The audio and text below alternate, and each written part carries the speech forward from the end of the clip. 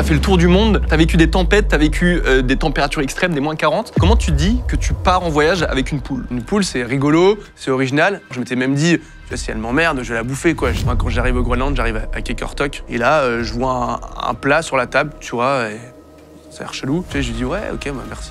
Là, c'est quoi? Bah là, c'est du dauphin, là, c'est du phoque, là, c'est de la baleine. Et ça, il va falloir que je le mange, quoi, putain. Du coup, pendant le retour, à un moment, t'es pris dans une tempête tropicale. C'est-à-dire que le bateau, il se met à l'envers, l'eau, elle continue à monter. Elle monte. Le bateau, il s'enfonce dans l'eau. Et au bout de, je sais pas, 40 secondes, j'ouvre la bouche. Là, je me dis, ok, là, je suis en train de crever dans mon bateau, quoi. Bonjour tout le monde et bienvenue sur Légende. Aujourd'hui, notre invité s'appelle Guérec Soudé. C'est un navigateur, il a 33 ans. Vous allez voir toutes les anecdotes qu'il a vécues, c'est assez incroyable. Il va se lancer dans un tour du monde à l'envers. Il n'y en a que 5 qui ont réussi dans le monde aujourd'hui. Il s'est déjà fait prendre volontairement dans la banquise pour rester plusieurs mois tout seul. Alors, c'est pas moi qui vais animer l'émission aujourd'hui, je suis hyper content, c'est Thibaut qui va faire sa première émission. Merci, enchanté. Voilà, qui est journaliste chez nous et qui gère une partie des news que vous pouvez voir sur le média. Et puis, ça fait longtemps qu'on en parlait, tu voulais essayer d'animer l'émission. Je voulais essayer, oui, une belle expérience quand même. Belle expérience. Tu avais en plus envie de recevoir Guérec. Vous allez voir, un personnage exceptionnel. Il t'a raconté juste 2-3 trucs avant. Il nous a raconté des choses incroyables. Il était toujours avec sa poule pendant les quelques 5 années où il a fait le tour du monde. Il voyageait avec une poule. Il voyageait avec une poule qui s'appelle Monique. Voilà. Et c'était son compagnon, il lui parlait, c'était sa meilleure amie, c'était tout pour lui et il faisait tout avec cette poule. C'est un personnage hors norme. Vous allez voir, je vais te laisser faire l'émission. Bonne émission à toi. D'ailleurs, envoyez les petits messages d'amour en commentaire si vous voulez bien à Thibaut pour sa première émission. Je suis hyper content. Il y a d'autres personnes qui animent avec moi sur Légende. Donc mettez des messages, n'hésitez pas à liker la vidéo aussi pour aider l'algorithme, mettre la petite cloche pour être au courant des prochaines sorties. Et en podcast audio sur Spotify, Deezer, Apple Podcast, Amazon Podcast. Merci de faire de Légende le premier podcast de France. Merci d'être de plus en plus nombreux. Et c'est parti avec Guérec Soudé, animé par Thibaut sur Légende. On y va. Bonjour à tous, Guérec Soudé, originaire de Bretagne. Et je vais vous raconter l'histoire de mon tour du monde à la voile, en solitaire, accompagné d'une petite poule rousse, Monique. Super. Je te donne ça. Mais du coup, tu as quand même voyagé, tu as fait le tour du monde, tu as vécu des tempêtes, tu as vécu des températures extrêmes, des -40.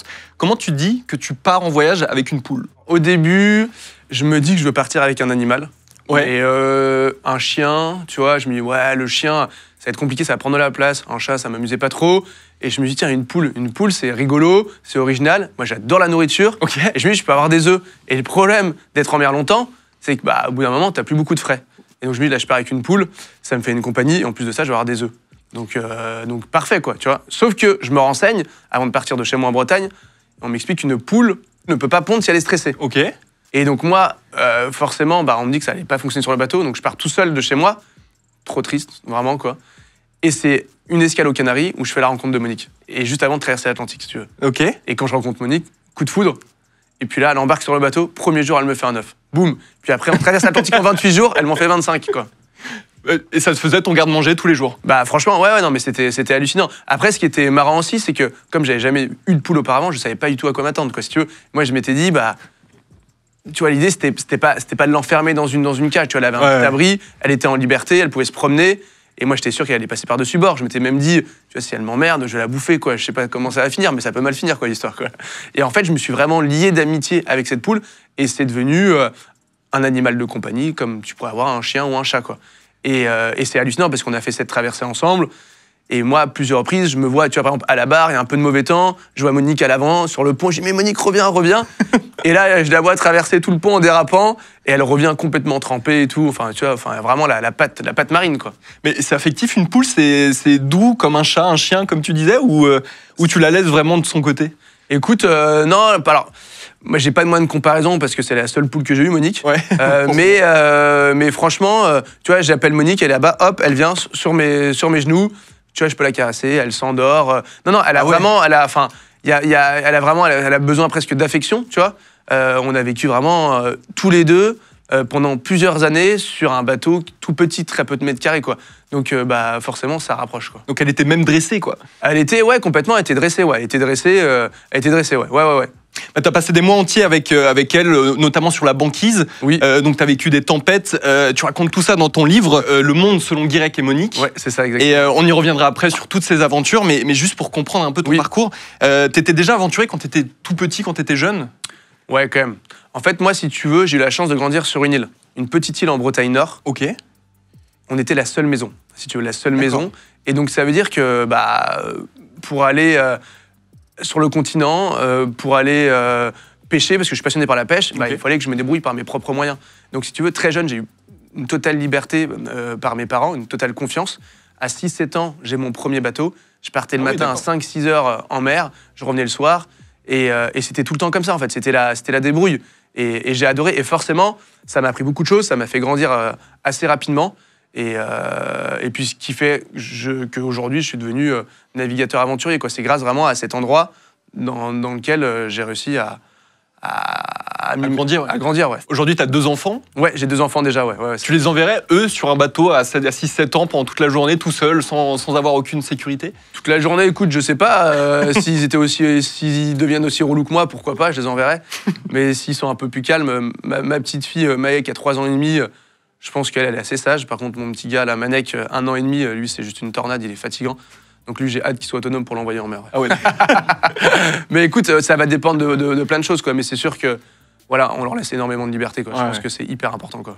Faut pas les surprotéger, quoi. Et ça se passait comment à l'école pour toi? Mal. Ouais, mal. Mal, c'était vraiment pas fait pour moi. C'était un peu un calvaire, l'école, quoi. C'était dur. Mes parents, ils étaient désespérés, quoi, parce qu'en fait, j'ai fait 13 écoles. Tu vois, chaque année, il n'y a pas une année. 13 écoles? Ouais. Chaque année, j'avais besoin de changer. Alors, où on me demandait gentiment de partir, tu vois. Par contre, j'étais assez respectueux, tu vois, dans l'école. Tu vois, c'était où les profs m'aimaient bien parce que, tu vois, j'étais sympa, j'étais le petit rigolo. Ou alors, c'était, mais non, mais ils m'aimaient pas parce que je foutais rien. En fait, j'ai jamais ouvert un cahier. Et puis, j'étais un peu l'élève un peu turbulent, tu vois, le petit rigolo de la classe, quoi, si tu veux. Donc voilà, j'ai toujours eu cette bougeotte de partir à plein d'endroits différents. J'ai vraiment fait toute la Bretagne. J'ai même fini à Paris. Et à la fin, tu vois, mon père, il savait plus quoi faire, quoi. Il me dit, mais qu'est-ce qu'on fait maintenant, Guirec? Je lui dis, écoute, si vraiment je dois continuer, le mieux c'est que les profs viennent à la maison, quoi. Il dit, ok, bon, on va faire venir les profs à la maison, quoi. Et mon père bossait pas mal, et moi les profs venaient, et en fait je préférais les emmener en mer, tu vois, aller pêcher, les emmener. Mais non. Je te promets, ouais. Et donc voilà. Donc c'est toi qui les dirigeais vers pour faire en sorte que tu ne travaillais pas. Voilà, c'était plus moi qui avait ce statut de prof, on va dire, quoi. Donc tu avais une belle vie quand même assez confortable. Et oui, complètement, ouais. D'un seul coup, à tes 18 ans, tu décides de partir en Australie. Bah ouais, écoute, donc je suis en première, je vais avoir 18 ans et tu vois, tout le monde te dit, bah ouais, il faut passer son bac, ok, mais après ton bac, il va faire des études. Mais moi, c'était tellement dur, quoi, d'aller à l'école. Vraiment, j'y allais à reculons, quoi. Et je me voyais vraiment pas continuer. Et par contre, je suis quelqu'un d'assez manuel, je suis quelqu'un de courageux, voilà, je pense que j'ai des qualités qui font qu'il y avait plein de raisons que je puisse m'en sortir différemment. Et donc, je décide de partir en Australie. Là, toute ma famille m'appelle en disant, mais non, mais là, tu fais la plus grosse connerie de ta vie, tu vas t'en vouloir. Et donc, il n'y a que mon père, dans le creux de l'oreille, qui me dit, écoute, Guirec, je te comprends complètement, j'ai confiance en toi, fais ce que tu penses qui est bon pour toi, quoi. Ok. Et de toute façon, j'avais pas besoin de son aval, mais forcément, ça me faisait plaisir de l'entendre. L'idée, c'était de partir, évidemment, de rien leur demander. Et donc, je pars en Australie. Je voulais partir loin, longtemps. Et je voulais apprendre l'anglais, quoi. En fait, c'était un peu mon école, si tu veux. Ouais. Et je suis parti. En effet, je me vois encore dans l'avion et quand ils annoncent l'arrivée à Sydney, et je me dis, ah ouais, putain, là, c'est vénère, quoi. C'est vénère parce que le projet de départ, quand je pars en Australie, c'était de faire le tour d'Australie à vélo, si tu veux. Sauf que je me renseigne pas sur la taille de l'Australie, quoi. Et quand j'arrive là-bas, je fais, ah ouais, c'est balèze, quand même. 14 fois la France, peut-être changer de projet, là. Et du coup, j'ai 200 € en poche. Je parle pas un mot d'anglais, mais quand je dis pas un mot, je suis vraiment une grosse bille. Je dors dans la rue. Mes premières nuits, elles sont dans la rue. Ah ouais. Je me souviens de ma première nuit, je dors sur un banc. Tu vois, je me fais réveiller par des mecs qui passent le Karcher. Du coup, je me décale, je vais dans un autre endroit, je me fais réveiller quelques heures après avec des rats sur moi. Tu vois, je me dis, bon, fais chier, quoi. Et après, bon, le lendemain, tu vois, je me dis, bon, ouais, je vais essayer de trouver un petit boulot. Et puis, bon, après, voilà, je vais pas tout raconter en détail, mais tu vois, j'ai enchaîné plein de petits boulots. Et attends, juste de vivre même quelques nuits, de rester dans la rue, ça fait hyper peur. Toi, quand tu le racontes, ça paraît très normal. Enfin, c'est un truc parmi tant d'autres. C'est pas si grave que ça. Bon, non, c'est pas très grave. En fait, je l'ai voulu aussi, tu vois. Évidemment, je voulais pas dormir dans la rue, mais je partais pour une aventure. Je partais pour un pays que je connaissais pas, une langue que je connaissais pas. J'avais 0 contact sur place. Donc, bah, je savais que ça allait pas se faire en claquant des doigts, quoi. Donc, bah oui, je dormais dans la rue, mais c'est pas la fin du monde, quoi. Tu vois, il faisait pas moins 40. Ouais. Donc, Et au final, tu as fini par faire beaucoup de jobs. Tu as été pisciniste, jardinier, plongeur. Tu as même pêché la crevette. Ouais, parce qu'il faut pas oublier que l'objectif aussi, c'était gagner de l'argent pour pouvoir acheter un bateau. Au début, je voulais acheter un bateau en Australie pour rentrer en France. Bon, au final, j'ai pas fait comme ça. Mais tu vois, moi, j'arrive dans ce petit port, Carnavon, et là, je fais un bateau, 2 bateaux, puis là, je fais un 3e bateau. Et là, le mec me dit, bah, écoute, bah, là, il y a quelqu'un qui était censé arriver, il n'est pas là. Donc, bah oui, si toi, tu as l'expérience et si tu as envie, bah, nous, on te prend, on part dans 3/4 d'heure, genre pour plusieurs semaines de mer. Mais il me dit, mais est-ce que tu connais la pêche à la crevette? Bah, je dis, bah, évidemment, moi, la pêche à la crevette, c'est mon métier, quoi, tu vois. Je me vends un petit peu. Et puis, alors, pas du tout. Alors, j'ai jamais pêché à la crevette, tu vois. Et le mec, très rapidement, au bout de quelques heures, bah, il voit que j'ai jamais pêché à la crevette, tu vois. Sauf qu'on est déjà au large et qu'il va pas me ramener, quoi, si tu veux.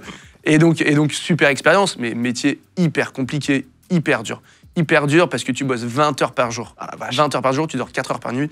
Et tu pêches dans des mers, mais hyper dangereuses. Mais vraiment, déjà, la baie où tu pêches s'appelle Shark Bay. C'est infecté de requins. Les requins, tu les vois, ils te suivent. Il y a des accidents plusieurs par an, des mecs qui se font vraiment bouffer. Tu peux pas passer par-dessus bord, quoi. C'est fini, quoi. Et puis en plus de ça, tu as des poissons mortels, des poissons pierres, t'as des serpents. Enfin bon, c'est un peu vénère. Et tout ça, tu les remontes, donc enfin, bon, faut faire hyper gaffe. À un moment, t'as même failli perdre ta jambe. Ouais, exactement. Ah, c'est marrant que tu me parles de cette histoire. Ouais, là, j'ai vraiment flippé. Si tu veux, c'est un moment, on remonte les filets. Et si tu veux, moi, je tire sur un des bouts et je remonte le bout, si tu veux. Et sans regarder où je le mettais dans le bateau. C'est quoi le bout, pardon? C'est un gros bout, c'est une ficelle, si tu veux, une corde. Mais genre vraiment balèze, grosse section, une grosse corde verte, je m'en souviens très bien. Okay. Là, je la remonte, on fait ce qu'on a à faire, et puis là, on renvoie le filet. Et si tu veux, donc, bah, le filet part, le bout fait... Et puis, sauf qu'il y a un tour qui s'était fait autour de ma jambe, en fait. Enfin, en bas, puis le truc est remonté. Ouais. Et là, si tu veux, bah, le truc m'arrache la jambe, et je me retrouve avec la jambe, heureusement, c'était au niveau de la cuisse, au-dessus de l'eau, quoi. Et là, j'hurle, parce que je me vois, mais genre la jambe, mais genre... partir, quoi. Ouais. Et là, les mecs, ils arrivent à 3, à 4, ils essayent de tirer, ils peuvent rien faire.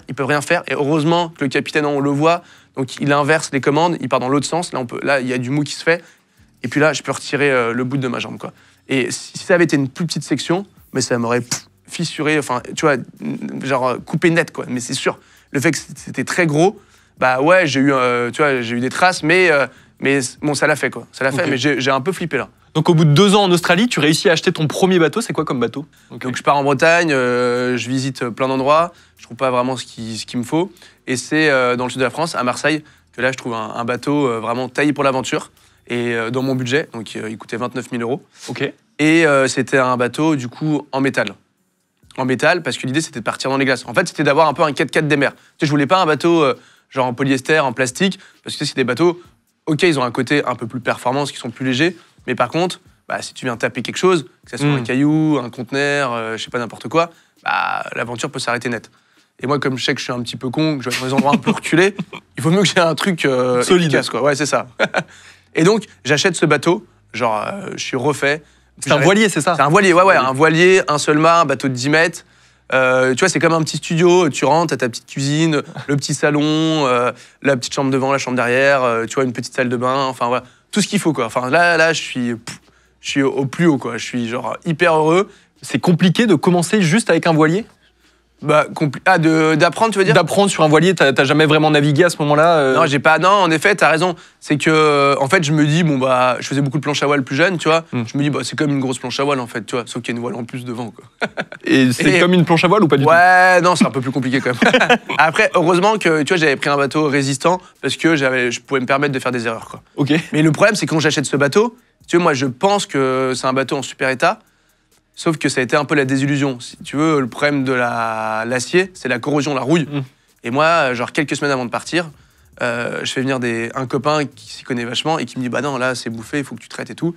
Et en voulant traiter, machin, bah, je fais 1, 2, 3 trous dans le bateau. Et en plus, le bateau, il a flot à ce moment-là. Donc je fais un premier, pouf, je vois un geyser d'eau qui sort au bordel. Un deuxième, et là, je fais, mais non, mais c'est quoi cette blague? Je rebouche un petit peu à l'arrache. Je fais revenir mon copain. Là, il me dit non, mais là, tu peux pas partir comme ça. En fait, c'est juste. Avec 3 trous. Bah non, mais voilà. Tu voulais partir avec 3 trous dans le bateau. Non, mais ouais, mais 3 trous, sauf qu'on n'est pas allé chercher autre part, quoi, en fait, tu vois. Il me dit, non, tu peux pas, en fait, c'est pas correct, on fait pas ça, quoi. Et sauf que moi, je pars du principe que dans la vie, il y a toujours une bonne excuse pour pas faire les choses. Moi, j'en ai marre, j'ai envie de me barrer, j'ai 21 ans. Ça fait plusieurs mois que je suis revenu d'Australie. J'ai pas envie de décaler mon départ, donc je décide de partir. Je pars vraiment à l'arrache, on peut le dire. Donc avec un bateau auquel j'ai pas vraiment confiance, et surtout, l'expérience, elle est pas trop là. Ok, d'accord. Mais dans l'ensemble, voilà, ça le fait. Mais en fait, je découvre, j'apprends au fur et à mesure. Tu vois, je teste des trucs, machin, mais je navigue un peu comme un pied quand même. Mais ça marche. Et finalement, à 21 ans, tu décides de faire, de vouloir partir pour faire l'Atlantique en solitaire? Oui, c'est ça. C'est ça. C'est la première grande traversée. Après, c'est sûr que, comme je disais, le bateau, c'est un bon bateau, mais il n'est pas en super état, il n'est pas très bien équipé. Tu vois, je me souviens de mes parents qui me posent la question juste avant de partir. Mais si t'arrive un truc, t'es équipé, t'as les balises et tout. Mais je leur dis, bah oui, vous inquiétez pas, j'ai ce qu'il faut, on viendra me chercher. J'avais que dalle, quoi. J'avais rien du tout.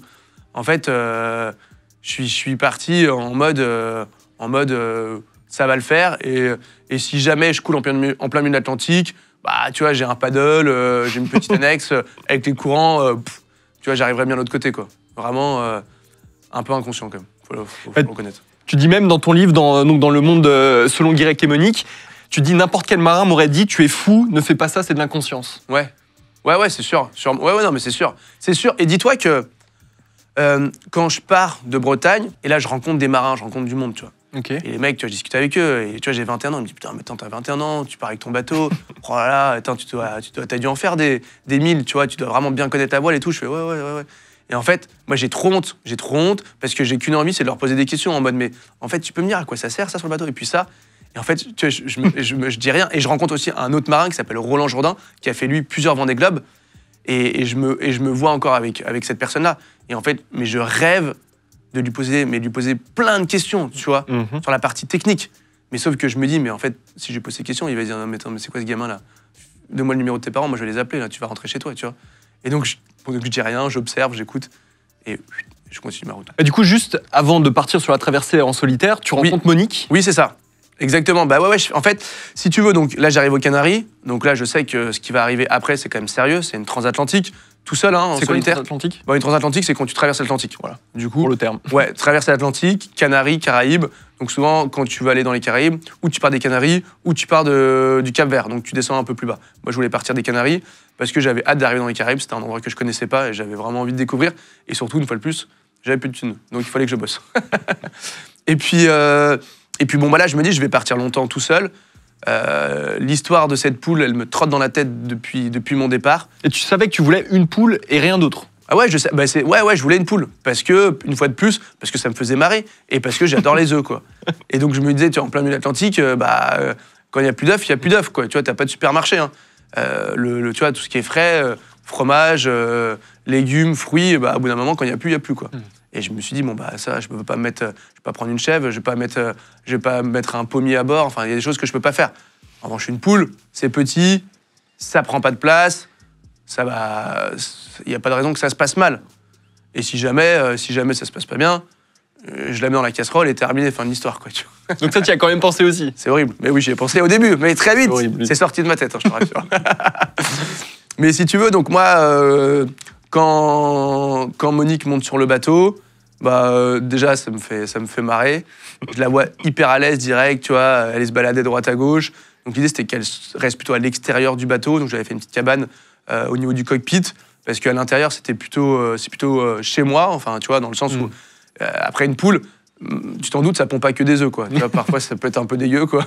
Donc quand c'est sur le pont, c'est un seau d'eau, c'est cool. Mais quand elle te chie sur le lit, ça fait, tu vois, c'est moins rigolo, quoi. Pourquoi tu l'appelles Monique? Ah ouais, c'est une bonne question. Alors, tu connais ce fameux bol breton avec le prénom devant ou pas? Oui. Je crois. C'est hyper commun en Bretagne.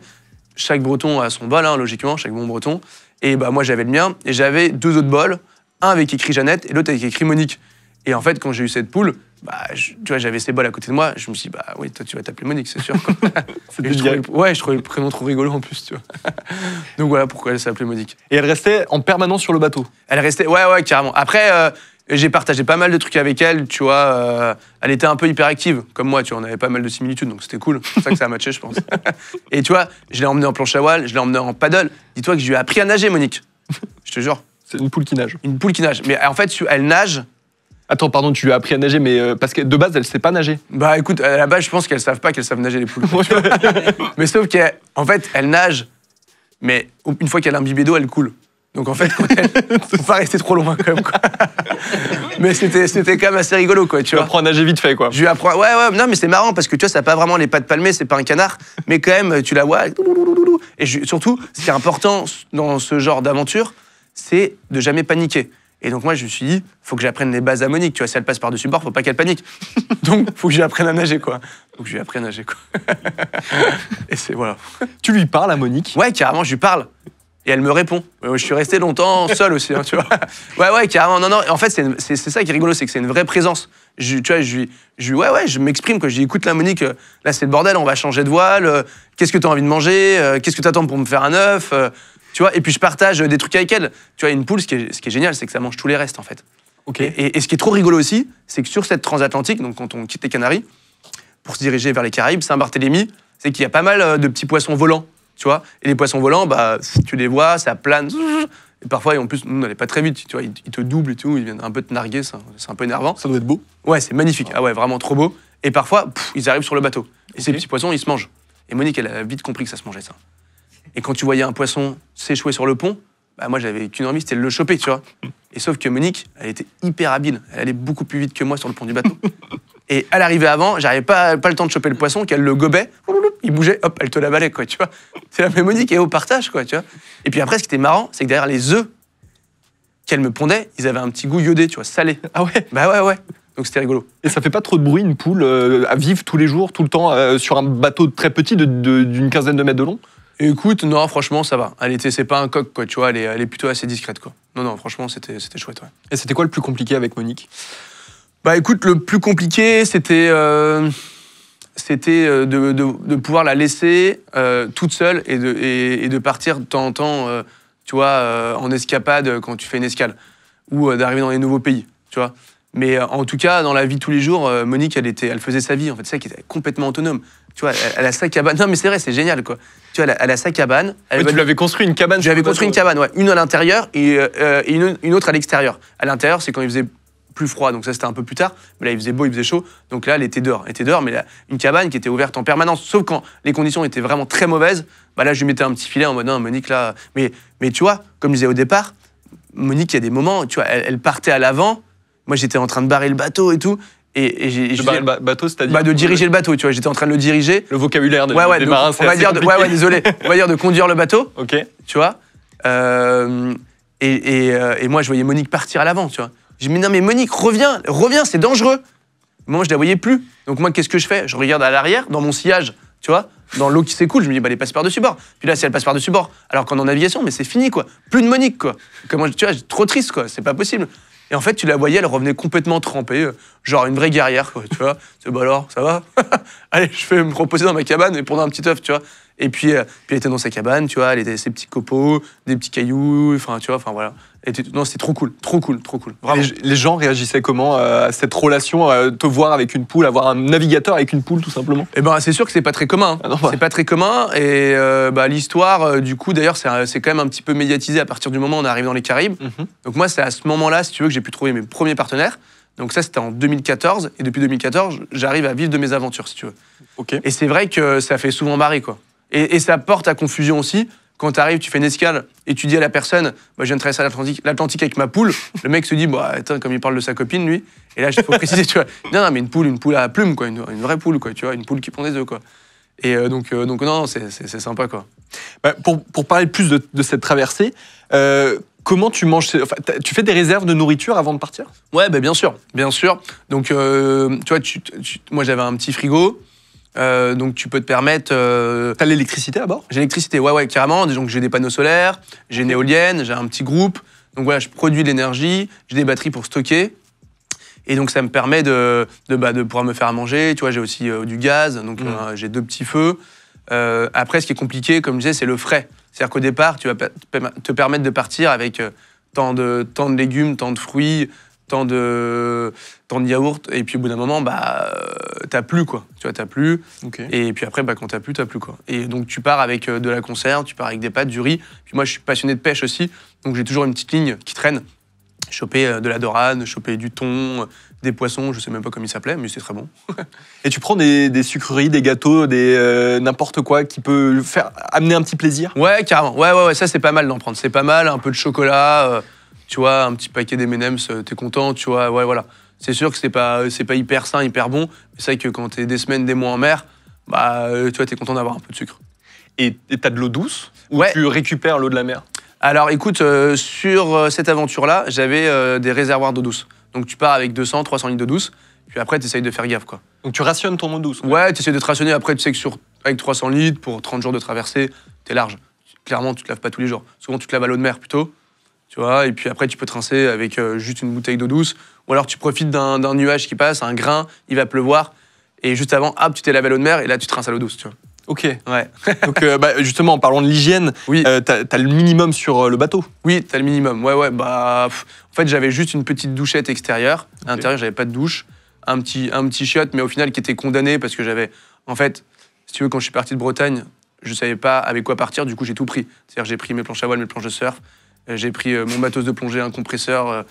Enfin, c'était une boutique, quoi. Okay. Et donc, c'était l'enfer parce que tu pouvais pas trop circuler dans le bateau, quoi. Et quand t'avais besoin d'un truc qui était planqué derrière, bah, t'avais 20 minutes pour tout virer, et puis prendre ton truc et tout remettre, tu vois.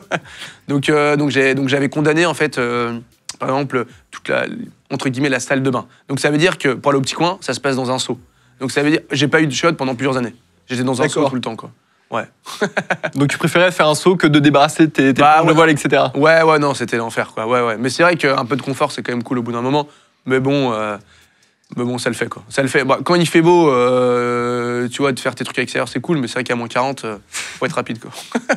Il y a aussi un sujet quand même assez important, c'est le sommeil. Oui, le sommeil, ouais. Comment tu faisais pour dormir en solitaire sur le bateau? T'avais un lit déjà sur le bateau? Ouais, carrément, j'avais un lit plutôt confortable d'ailleurs. Ok. Et tu dors, en fait, alors ça dépend où tu vas te trouver. En fait, t'as la navigation, ce qu'on appelle côtière, quand t'es proche des côtes, et la navigation vraiment hauturière quand t'es au large. Et quand t'es en bord de côte, bah forcément, là, t'as plus de trafic. T'as les bateaux de pêche, t'as les cargos, tu peux avoir des bouées, des rochers, enfin voilà. Donc là, il faut être vigilant. Donc là, souvent, tu vas dormir, tu vois, maximum 20 minutes, 30 minutes. Tu dors, 20 minutes, boum, tu te réveilles, et tu vas voir où je suis, est-ce qu'il y a quelqu'un devant, est-ce que mes voiles sont bien réglées, ouais, tout est ok, boum. Je repars me coucher. Est-ce que tu peux taper d'autres bateaux? Bah bien sûr, ça arrive. Là encore, il y a eu une course, il y a quelques semaines, un classe 40, il s'est fait rentrer dedans par un cargo, tu regardes les photos, le bateau, il est coupé net en deux, Pff, détruit. Ouais, c'est chaud. Hein. Ouais, non, faut faire gaffe. Et il y a du monde sur l'eau. Il y a beaucoup de cargos. Et les mecs, en fait, après, tu as un vocabulaire, tu peux communiquer avec eux, tu les appelles à la VHF, t'appelles le nom. La radio? Ouais, c'est ça, la radio, exactement. Une radio petite portée. Ouais. Genre, tu vois le bateau en visu, tu vas l'appeler, tu vas dire légende, pour Ivinec, vous me recevez? Ouais, on vous reçoit. Ok, est-ce que vous me voyez? Ouais, on vous voit. Ok, j'ai l'impression qu'on fait une route de collision. Ah ouais, c'est possible. Ok, est-ce que ça vous dérangerait de dévier votre route de quelques degrés? Et là, ils vont te dire, ok, pas de souci. Donc, tu leur expliques aussi que t'es sur un voilier, donc la manœuvre est compliquée, que t'es tout seul. Et souvent, ils sont sympas. Ils vont te dire, oui, on bouge. Donc, toi, tu restes sur ta trajectoire. Après, c'est pas la même chose quand t'es en course ou en aventure, comme j'ai pu faire, tu vois. Et parfois, les mecs, en fait, tu vas les appeler. Ils vont savoir pourquoi tu les appelles. Ils vont pas te répondre, en fait, tu vois, parce qu'ils ont pas envie de bouger. Okay. Donc ça, il faut vachement anticiper, parce que parfois, les bateaux, ils vont vite. Et du coup, ça se rapproche hyper rapidement. Et ça peut être le bordel, quoi. C'est une peur constante que t'as tout le temps de taper un bateau? Ouais, t'as quand même... Alors, ça dépend où tu te trouves, pareil, tu vois. Ça dépend... Tu vois, si t'es au large de la Bretagne ou si t'es perdu dans l'Atlantique Sud, dans les 40-50e, comme ce que j'ai pu faire là pendant le Vendée Globe. C'est quoi les 40-50e? Bah, c'est 40e rugissant, 50e hurlant. Là, tu sais que là-bas, c'est l'enfer. C'est le passage. Ouais, c'est ça. Tu vois, c'est quand t'arrives dans l'Atlantique Sud, bah, tu sais que... C'est des gros carrefours, on va dire, pour expliquer... Ouais. En fait, c'est ça, c'est des latitudes. Ça veut dire que t'es dans l'hémisphère nord, tu passes l'équateur, t'arrives dans l'hémisphère sud, et là, bah, tu descends. Et quand t'arrives dans les 40e, en fait, les 40e rugissants, c'est des mers qui sont hyper connues, si tu veux, parce que là-bas, t'as plus de loi. C'est-à-dire que les tempêtes, elles font le tour de l'Antarctique, t'as rien qui les arrête, et en fait, c'est hyper violent. Donc, il y a personne qui a envie d'aller là-bas. Sauf quand tu veux faire un tour du monde par les 3 caps, des records et tout, là, t'es obligé d'y passer. Et il y a aussi un point assez intéressant qu'on a du mal à imaginer, c'est la solitude. Ouais. On est très peu seul aujourd'hui quand on vit en France. Oui. Il y a toujours des gens autour, on travaille toujours un peu de choses près avec des gens. Oui. Comment t'as vécu la solitude au début de cette traversée? Bon, écoute, moi, j'ai trop bien vécu. J'adore me retrouver seul. Et je le fais depuis tout petit, si tu veux. Et je pense que, comme tu l'as dit, je pense dans le monde dans lequel on vit aujourd'hui, on est surconnecté et c'est une vraie connerie, quoi. On passe plus de temps avec soi-même. Et du coup, tu n'as plus le temps de te poser les bonnes questions. Tu vois, te dire, est-ce que je suis vraiment bien? Est-ce que j'ai vraiment envie de faire ça? Est-ce que ce que j'ai fait avant, ça me plaisait vraiment? Est-ce que tout ça, ça a du sens? En fait, bah non, tu peux pas parce que tu bosses, tu as ton téléphone, puis après, tu as quelqu'un qui vient te voir, puis après, tu as la radio, puis tu as des ondes tout le temps, en fait. Et ça c'est pas bon, quoi. Tout le monde devrait se ressourcer avec soi-même, mais vraiment tout seul. Enfin, pour moi, c'est mon avis, hein. Quelques jours, quelques semaines par an, clairement, quoi. Mais vraiment. Et comment tu t'occupes toute la journée? T'as quelque chose à faire? Ou tu penses juste, tu regardes? En fait, ça dépend où tu te trouves, mais tu as toujours des choses à faire, en fait. Alors, entre préparer ta navigation, tu vois, savoir là où tu vas aller, choper de la météo, réparer quelque chose, te reposer, manger, écrire, filmer. Bah, ça passe vite, hein, en fait, ça passe vite, vraiment. Et réfléchir à la suite, surtout. Ça, j'adore ça. Tu sais, quand je suis quelque part et là, je vois... Moi, faut pas me mettre un planisphère dans les yeux, quoi. Parce que là, je deviens taré, quoi. Je me dis, ah putain, je vais aller là. Puis, J'ai noté quelque chose d'assez incroyable. Dans le livre, tu dis, mes proches, ma famille, mes amis, si je les aime, je ne peux pas dire qu'ils me manquent. Bah, écoute, je me souviens plus d'avoir dit ça. Mais écoute, ouais, c'est sûr que je les aime. Mais pour faire ce que je fais, il faut être un petit peu égoïste, hein, quand même. Ok. Ouais, clairement. Après, c'est dur parce que quand tu pars aussi, surtout quand tu pars longtemps, loin et parfois coupé de moyens de communication, tu sais que s'il arrive un truc grave, et ça m'arrive à plusieurs reprises, et tu sais que là, t'es tout seul, quoi, tu vois. Donc forcément, t'as cette petite pensée qui revient de temps en temps. Mais après, en fait, moi, tant que je sais qu'ils vont bien et que moi, je m'épanouis, c'est cool, tu vois. Mais en effet, quand je suis parti, je savais pas quand j'allais les revoir, quoi, tu vois. Et je vivais, je faisais mon truc pour moi, en fait, tu vois. T'as un contact avec eux pendant que t'es dans le bateau? Ça dépend où, mais cette traversée, cette première transatlantique, en fait, comme j'avais pas de sous, le bateau, j'ai pas pu l'équiper du tout. Donc, un bateau pourri et un bateau sans moyen de communication. Je peux pas prendre de météo, je peux pas appeler à l'aide, j'ai même pas de balise, j'ai rien. Donc, il faut que ça se passe bien, quoi. Tu vois, quand j'arrive au bout de ma traversée, je passe à côté d'une île. Et là, en fait, tu t'en rends même pas compte de l'excitation que je pouvais avoir, en fait. Quand c'est la première fois que tu pars faire ça, mais t'as l'impression d'avoir gravi l'Everest, quoi. Mais vraiment. Ah oui. Et c'est pire que ça, parce que l'Everest, souvent, t'es accompagné. Là, t'es tout seul. Donc ta réussite, tu la dois qu'à toi-même. Et c'est tellement pas le même kiff que quand tu pars d'un point A à un point B en avion. Là, pendant... du coup, là, c'était 28 jours, mais depuis le départ, on va dire, c'était 40-50 jours depuis le départ de la Bretagne. Ouais. Là, t'as passé, en tout cumulé, 50 jours en mer.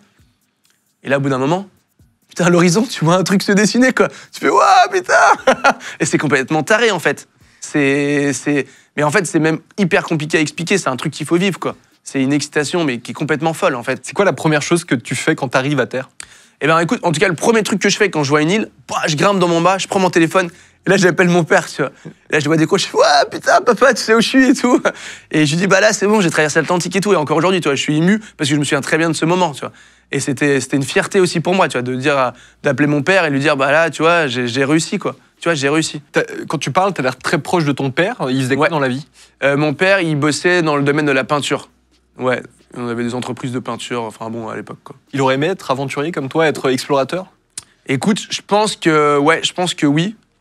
Parce que, alors je pense que clairement mon père, il n'y est pas pour rien de tout ce que je fais. Mon père a pas mal navigué plus jeune avec un grand marin qui s'appelle Eugène Riguidel, qui est d'ailleurs le parrain de mon dernier bateau avec lequel j'ai fait le Vendée Globe. Et en fait, mon père avait dû traverser l'Atlantique à 2 reprises, je crois, et il m'avait beaucoup raconté ces histoires. Et en fait, je pense que j'ai été bercé par ça. Et quand j'étais tout petit, je disais à mon père, on partira faire le tour du monde tous les deux, je me souviens, quoi. Et c'est sûr que je pense qu'il aurait...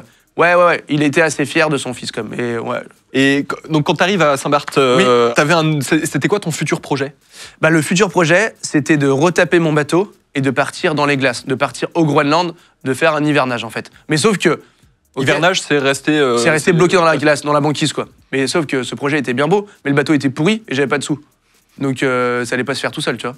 Beaucoup de problèmes. Donc il a fallu bosser, quoi. Ensuite, en 2015, ton bateau est tout neuf, tout réparé, et tu vas pouvoir partir au Groenland. Est-ce que tu essayes toujours de partir plus loin, de fuir quelque chose?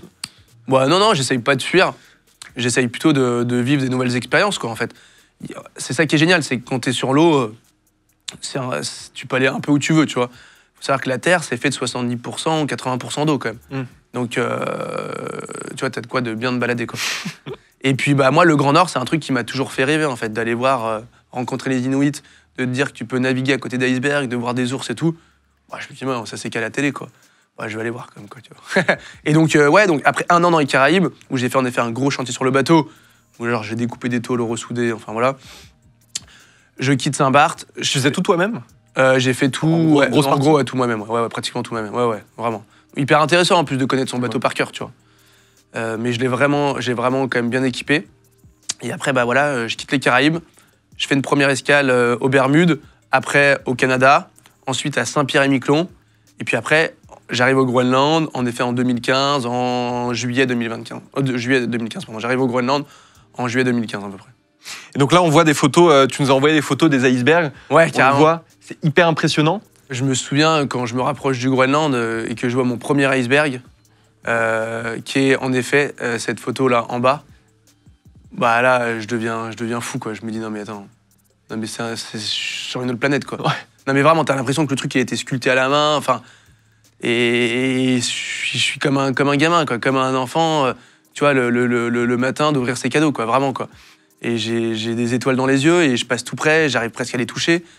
Faut faire attention parce que j'ai eu 2-3 mésaventures d'ailleurs avec des glaçons. Faut faire gaffe quand même parce que ça c'est des morceaux d'iceberg qui sont en équilibre en fait. Et là, ce que tu vois hors de l'eau, c'est 10%, le reste il est sous l'eau. Et t'as beaucoup d'accidents en Groenland, quoi.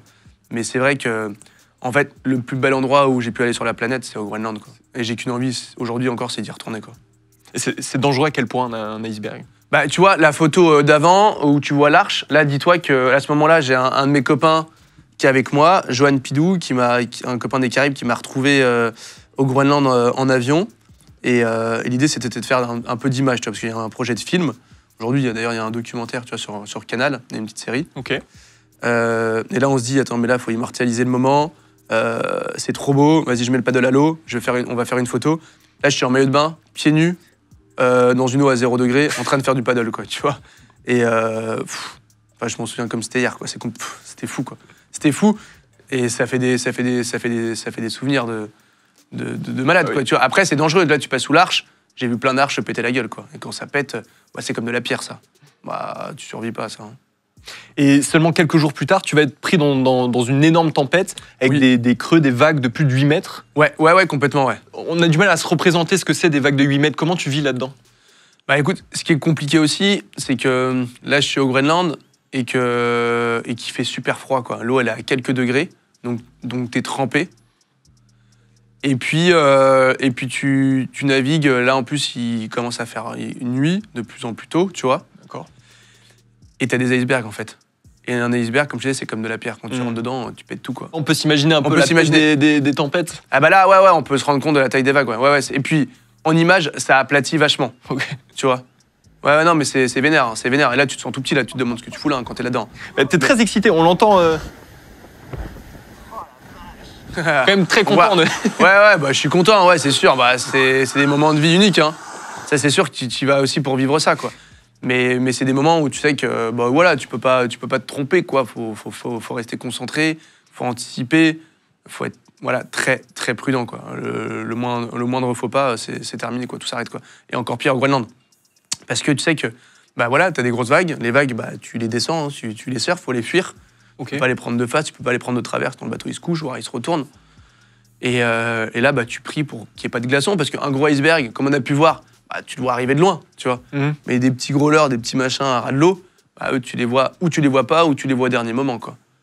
Donc là, c'est toi et ta chance, quoi, un peu. Et t'as jamais tapé d'iceberg? Si, j'en ai tapé un peu. Mais j'en ai tapé, mais sans aller trop vite, heureusement. Tu vois, voilà, pas vite. Ok. Mais j'ai fait des dégâts quand même. Mais là, la tempête dont tu me parlais, je m'en souviens très bien au Groenland, où je prends plus de 60 nœuds, et en effet, je pense pas loin de 10 mètres de creux. C'est-à-dire 60 nœuds, enfin c'est... 60 nœuds, ouais, tu fais à peu près x2 en km/h, quoi. Ça fait plus de 100 km/h devant. Ouais, c'est beaucoup. C'est beaucoup, ça déferle, le bateau, il est recouvert par l'eau, j'ai des gants, t'es pas bien, quoi. Ouais, puis là, tu fais pas le malin, quoi, quand même. T'es content quand le vent commence à diminuer, quand même. Monique est toujours là, sur le bateau, avec les icebergs que tu tapes, avec les vagues qui enfuient le bateau? Ouais, elle est toujours là, évidemment qu'elle est là, jusqu'au bout. Elle est là, mais là, elle est plus dehors, là, elle est dedans, là, elle est à l'intérieur, parce que là, c'est moins rigolo. Là, pour elle, c'est pas possible d'être dehors. Trop dangereux, quoi. Trop dangereux. Est-ce qu'elle a le mal de mer, Monique? Non, elle n'a pas le mal de mer. Non, franchement, elle a la patte marine, il n'y a pas de problème. Ça tient la marée, ça. Et t'as une technique pour garder ton calme, pour ne pas être stressé dans ces moments-là? Bah, une technique, non, j'ai pas de technique particulière, mais après... Ou c'est juste l'instinct de survie qui se met en marche et... Ouais, bah, je pense qu'il y a l'instinct de survie, évidemment, mais en fait, tu sais que tu vas être confronté à ce genre de situation, donc t'es prêt à vivre ça. Ok. Ce qu'il faut, c'est juste savoir que ça va arriver, garder ton sang-froid. En fait, t'as le droit d'avoir peur, c'est important même d'avoir peur, parce que quand t'as plus peur, tu fais n'importe quoi, mais t'as pas le droit de paniquer, parce que quand tu paniques, tu perds tes moyens, et c'est là où l'accident arrive, quoi. Parce que tu sais plus réfléchir, tu fais les choses, tu vois, à la va-vite, et bim, quoi. Ça peut durer combien de temps, une tempête? Ça peut durer 10 heures, 15 heures, 20 heures, tu vois, ça peut durer longtemps, ouais. Ça peut durer longtemps. Pendant 20 heures, t'es en alerte maximale, quoi. Ah bah, quand c'est grosse tempête, ouais, tu dors pas bien, là. Là, t'es sur le qui-vive en permanence, quoi. Ouais, vraiment. Non, faut faire gaffe, quand même, faut faire gaffe, ouais. Alors perso, je suis jamais allé au Groenland. Non. Je pense qu'il y en a beaucoup aussi qui sont jamais allés. Ça ressemble à quoi, le Groenland? Incroyable, le Groenland. Alors, c'est la plus grosse île du monde. Il n'y a pas beaucoup d'habitants. Je crois que tu as genre 60 000, 70 000 habitants. Donc, voilà, c'est pas très peuplé. Il y a beaucoup de pêcheurs, beaucoup de chasseurs. Les gens, du coup, habitent sur la côte. Pas beaucoup parlent l'anglais, ils parlent beaucoup l'inuit. Moi, quand j'arrive au Groenland, j'arrive à Kekortok, dans le sud du Groenland. Et je me souviens très bien de cette arrivée, au loin, genre un artifice de couleurs, quoi. En fait, les maisons sont de toutes les couleurs, vert, jaune, rouge, bleu. Et c'est assez rigolo parce que en fait, ça représente dans quoi tu vas bosser. C'est-à-dire que si c'est bleu, tu vas bosser en éducation. Si c'est rouge, c'est que logiquement, tu travailles dans la pêche. Enfin, tu vois, c'est assez chouette. Et des petites maisons en bois. C'est un pays hyper accueillant. Il n'y a pas beaucoup de tourisme, sûrement de plus en plus. Mais moi, ce qui m'a assez fasciné là-bas, c'est que en fait, ils vivent avec ce qu'ils ont, si tu veux. Ils sont tellement loin de tout que pour survivre, ils n'ont pas le choix que de pêcher, chasser. Et ils vont manger des animaux d'ailleurs qui peuvent nous choquer. Moi, je me souviens de la première fois où je suis invité à dîner chez Johannes. Du coup, il me dit j'habite la maison là-bas, la maison jaune, je crois. Mais je me souviens de Johannes, c'était le premier Groenlandais vraiment qui m'invite à manger chez lui. J'arrive et là, je vois un plat sur la table, tu vois, et ça a l'air chelou, avec je sais pas trop, de la viande, tu vois, machin. Puis un plat de patates, tu vois. Je me sers en patates et je prends un petit morceau de viande là. Puis il me dit non, mais vas-y, sers-toi. Et là, il met plein de trucs et tout ça. Et là, je lui dis ouais, ok, merci. Et là, c'est quoi? Là, c'est du dauphin, là, c'est du phoque, là, c'est de la baleine. Ah ouais, ok. Et ça, il va falloir que je le mange, quoi, putain.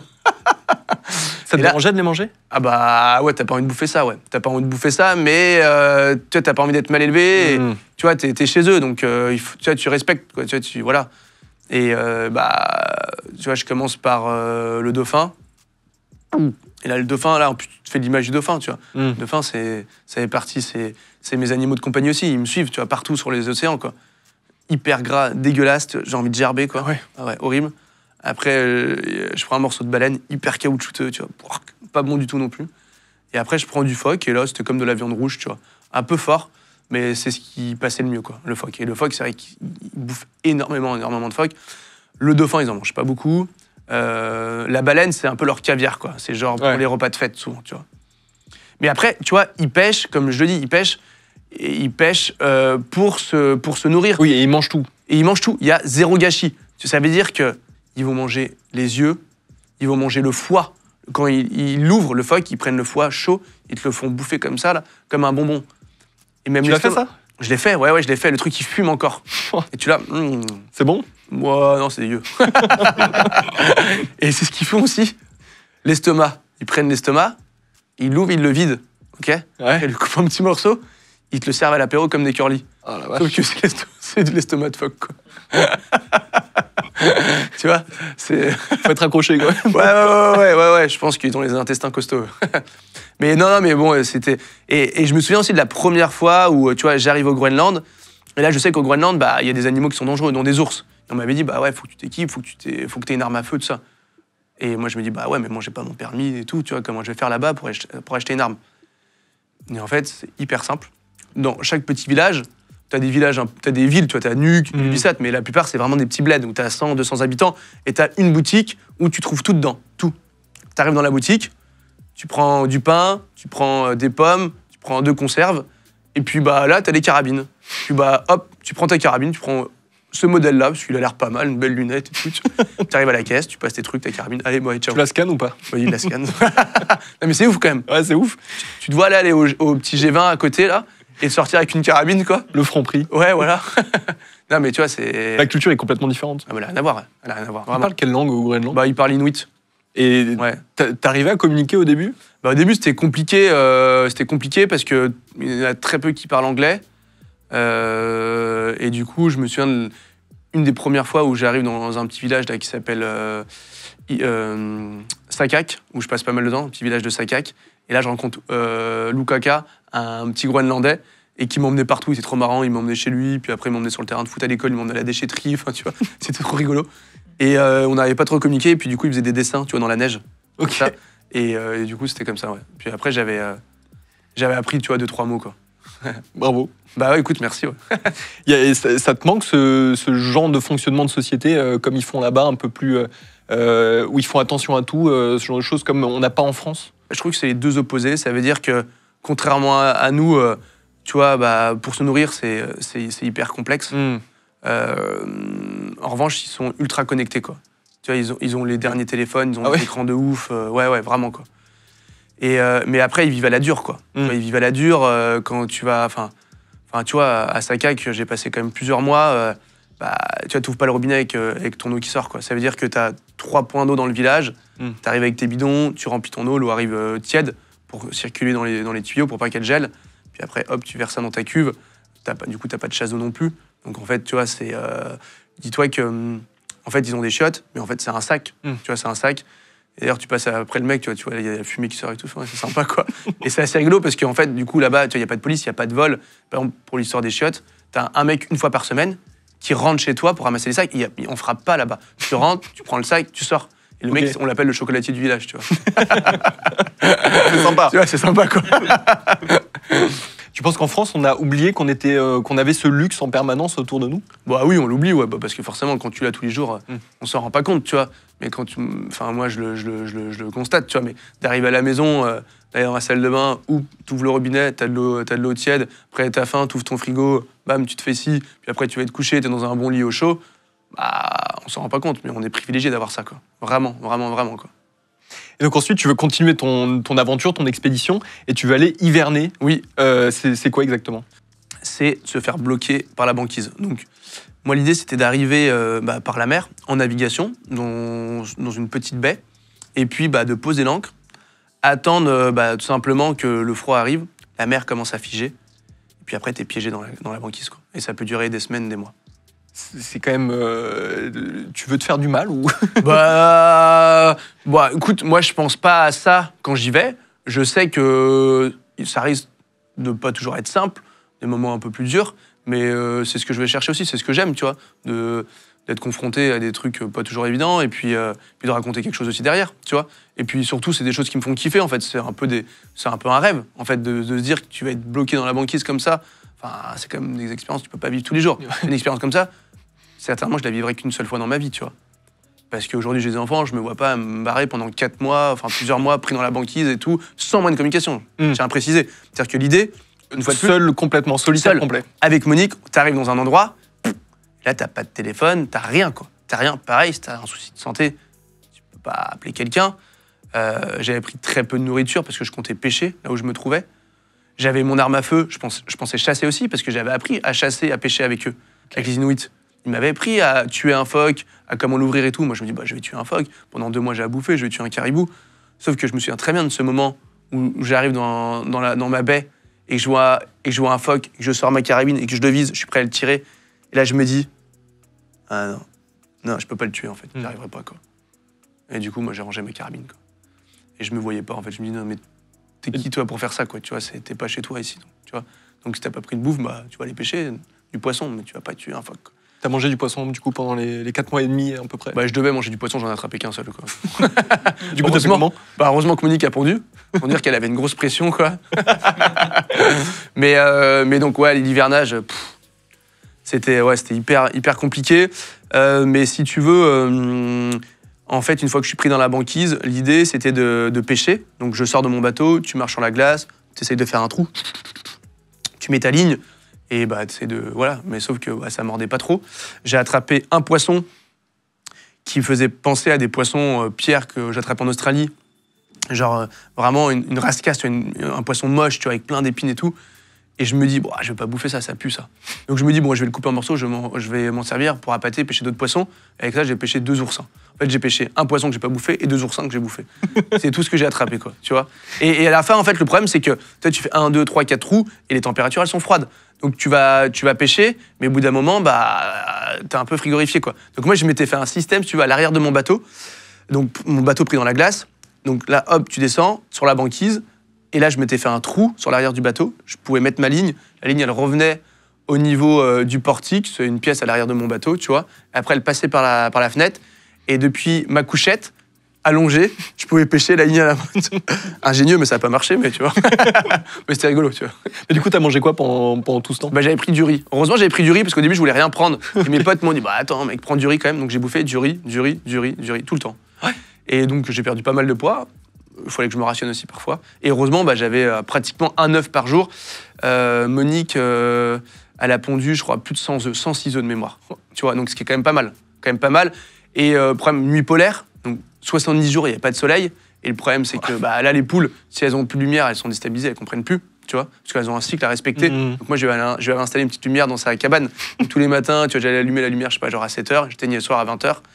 Et du coup, ça... Mais elle tenait le froid, les moins 40, t'es arrivé jusqu'à moins 40? Moins 60 même, on ressenti parfois. Ouais, non, c'est vénère. Donc là, c'était des œufs durs. Hein. Là, c'est sûr que... Elle tenait confortablement. Eh ben, écoute, elle tenait. Après, elle n'était pas à l'extérieur à ces moments-là. Nous, on était dans le bateau, on avait un système de chauffage, un poêle qui marchait au fioul. Après, elle sortait parfois à l'extérieur. En fait, elle était libre. Tu vois, enfin, c'était fermé, mais au moment où elle voulait sortir, elle me le disait. Donc là, elle sortait, elle restait quelques minutes. Elle toque à la vitre. Ouais, c'est un peu ça, quoi. Et juste au tout début de cette aventure, avant de partir, au moment où tu pars, tu reçois un message. Ouais. C'est quoi ce message? Ouais, alors là, ça fait partie des plus durs moments de ma vie, hein, je pense, clairement. C'est que quand je quitte Sakak, ce petit village, je m'en vais pour ma petite baie, et là, je sais que je vais vivre un truc incroyable, que je vais être coupé pendant des mois, et je suis surexcité, tu vois, je me vois encore avec ma caméra à me dire que c'est le plus beau jour de ma vie, quoi, vraiment, quoi. Et le lendemain, j'ai mon pote Uno qui arrive avec son bateau de pêche, tu vois, un petit bateau de 6 mètres, avec son 200 chevaux à bloc. Je vois qu'il n'a pas l'air au top, tu vois. Du coup, je dis, monte à bord, Uno, il monte et tout ça. Et là, il me sort son téléphone. Et là, il monte son téléphone. Je prends son téléphone, là, je vois le nom de ma sœur, Nolwenn, tu vois. Et je me dis, ok, il y a un message de Nolwenn. Je lis, elle me dit, ouais, Guirec, je suis désolé de t'apprendre ça, mais on vient de perdre papa, il est parti d'une crise cardiaque hier, quoi. Là, moi, je suis là. Je dis, non, mais attends, mais c'est pas possible. Moi, j'ai pas de téléphone, je peux même pas contacter ma famille, je peux pas revenir chez moi. Mais il n'a pas pu partir comme ça. Enfin, tu vois, là, je suis dans le mal, quoi, tu vois, vraiment, quoi. Uno, il me prend dans ses bras, vite fait, et puis après, il doit partir, la nuit arrive et tout, parce que là, il y avait 2-3 heures, de jour par 24 heures, tu vois, parce que l'hiver commence à s'installer, et puis petit à petit, bientôt, on verra plus rien. Il se rebarre, et là, moi, je suis tout seul, là, et là, je suis pas bien, là, je me filme, là, je pleure et tout. Horrible, un moment atroce, je me dis, mais là, je vais vivre un truc, mais déjà, je sais que ça va être dur, mais alors, commencer par ça, mais là, putain, c'est pas cool, quand même, là, c'est pas cool. Et je me dis, de toute façon, là, c'est sûr qu'il y a moyen de déprimer, mais voilà, c'est pas moi, ça. C'est pas moi. Et je me dis, écoute, bon, allez, raisonne-toi. Ok, il est plus là, apparemment, c'est fini. Il est où?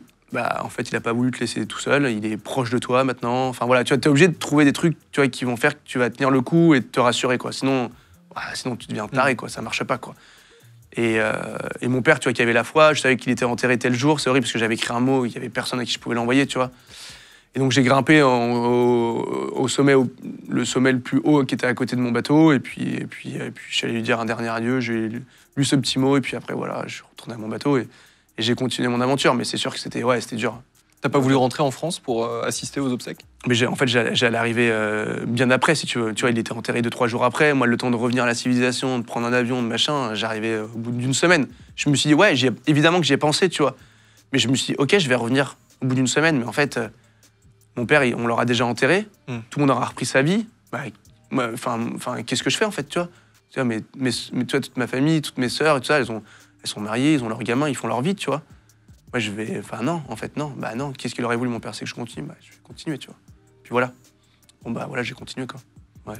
T'aurais aimé faire une expédition avec lui? Ah bah ouais. D'ailleurs, on en parlait, qu'il me retrouve après cet hivernage, tu vois, pour pouvoir... Parce que j'aurais rêvé. En fait, j'aurais voulu faire les plus belles choses avec lui, ouais, c'est sûr, quoi. Ça, c'est sûr. Et c'est sûr de l'avoir à côté de moi et tout, ça aurait été top, quoi. Mais bon. Et t'as pas ressenti de jugement de ta famille parce que t'étais pas là lors des obsèques? Ou même pendant ces moments difficiles? Ah non, je pense que, tu vois, quand j'en parle à ma sœur Nolwenn, elle me dit, ce qui était le plus dur pour nous, c'est de savoir tout seul, tu vois. Ah ouais? Ouais, ça pour eux, je pense que c'était vraiment dur, quoi. Et bah non, eux, je pense qu'ils ont eu peur pour moi, quoi. Et je sais qu'ils se sont posé la question de me le dire ou pas, quoi. Tu vois, qu'il était parti. Et c'est sûr que, tu vois, si en sortant des glaces, je sais pas comment j'aurais réagi, mais ils ont bien fait de me le dire, tu vois. T'as dit tout à l'heure, tu penses qu'il était fier de toi? Ah bah ouais, c'est sûr, oui, c'est sûr. Ouais, non, mais complètement, bien sûr. Oui, non, c'est certain. Ouais. Mais, ouais.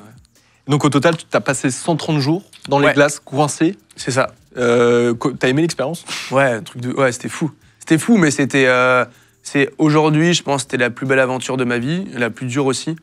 Mais qu'est-ce que c'était bon, quoi, de complètement couper, de vivre vraiment pour soi, vraiment totalement déconnecté, et d'être dans un univers incroyable, de voir des caribous, d'essayer de pêcher, de faire des randos à ski. J'ai fait du kite sur la banquise. Enfin, j'ai pris, tu vois, T'étais occupé dans la journée quand même. Ouais, carrément, j'étais occupé, mais il y a eu des petits moments de stress aussi, parce que je voyais, il y a une tempête de l'espace qui arrive, avec une grosse mer qui se glisse sous la glace. Et je vois la glace qui est en mouvement, tu vois. Et déjà avant, tu vois, ça avait été dur, quoi. Et je me dis, non, mais après tout ce que j'ai dû affronter, ça va pas continuer, ça va bien se passer, là, tu vois, le vent, il va s'arrêter, la banquise, elle va rester. Et sauf que là, la banquise, elle se fissure. En petits morceaux, quoi. Et un puzzle immense. Et là, j'ai des vagues de glace qui viennent s'écraser contre mon bateau. Et moi, je suis dans mon bateau. Et là, je vois les côtés de mon bateau se rapprocher. Et là, je me fais, wow. Là, c'est pas bon, là. Là, je suis en combinaison de survie, j'ai mon paddle, mon annexe à l'eau. Là, je me dis, à n'importe quel moment, là, il y a de l'eau qui va rentrer, mais genre, ça va être l'explosion, quoi. Et là, tu fais pas le malin, comme. Parce que là, tu sais que les températures, elles sont extrêmes. Tu vas te retrouver au bord. J'avais une petite tente et tout. Mais bon, c'est pas très rigolo, comme. Et puis pour Monique, encore moins, quoi. Justement, là, tu nous as montré une photo. Pour ceux qui écoutent en podcast, on voit, c'est une super photo.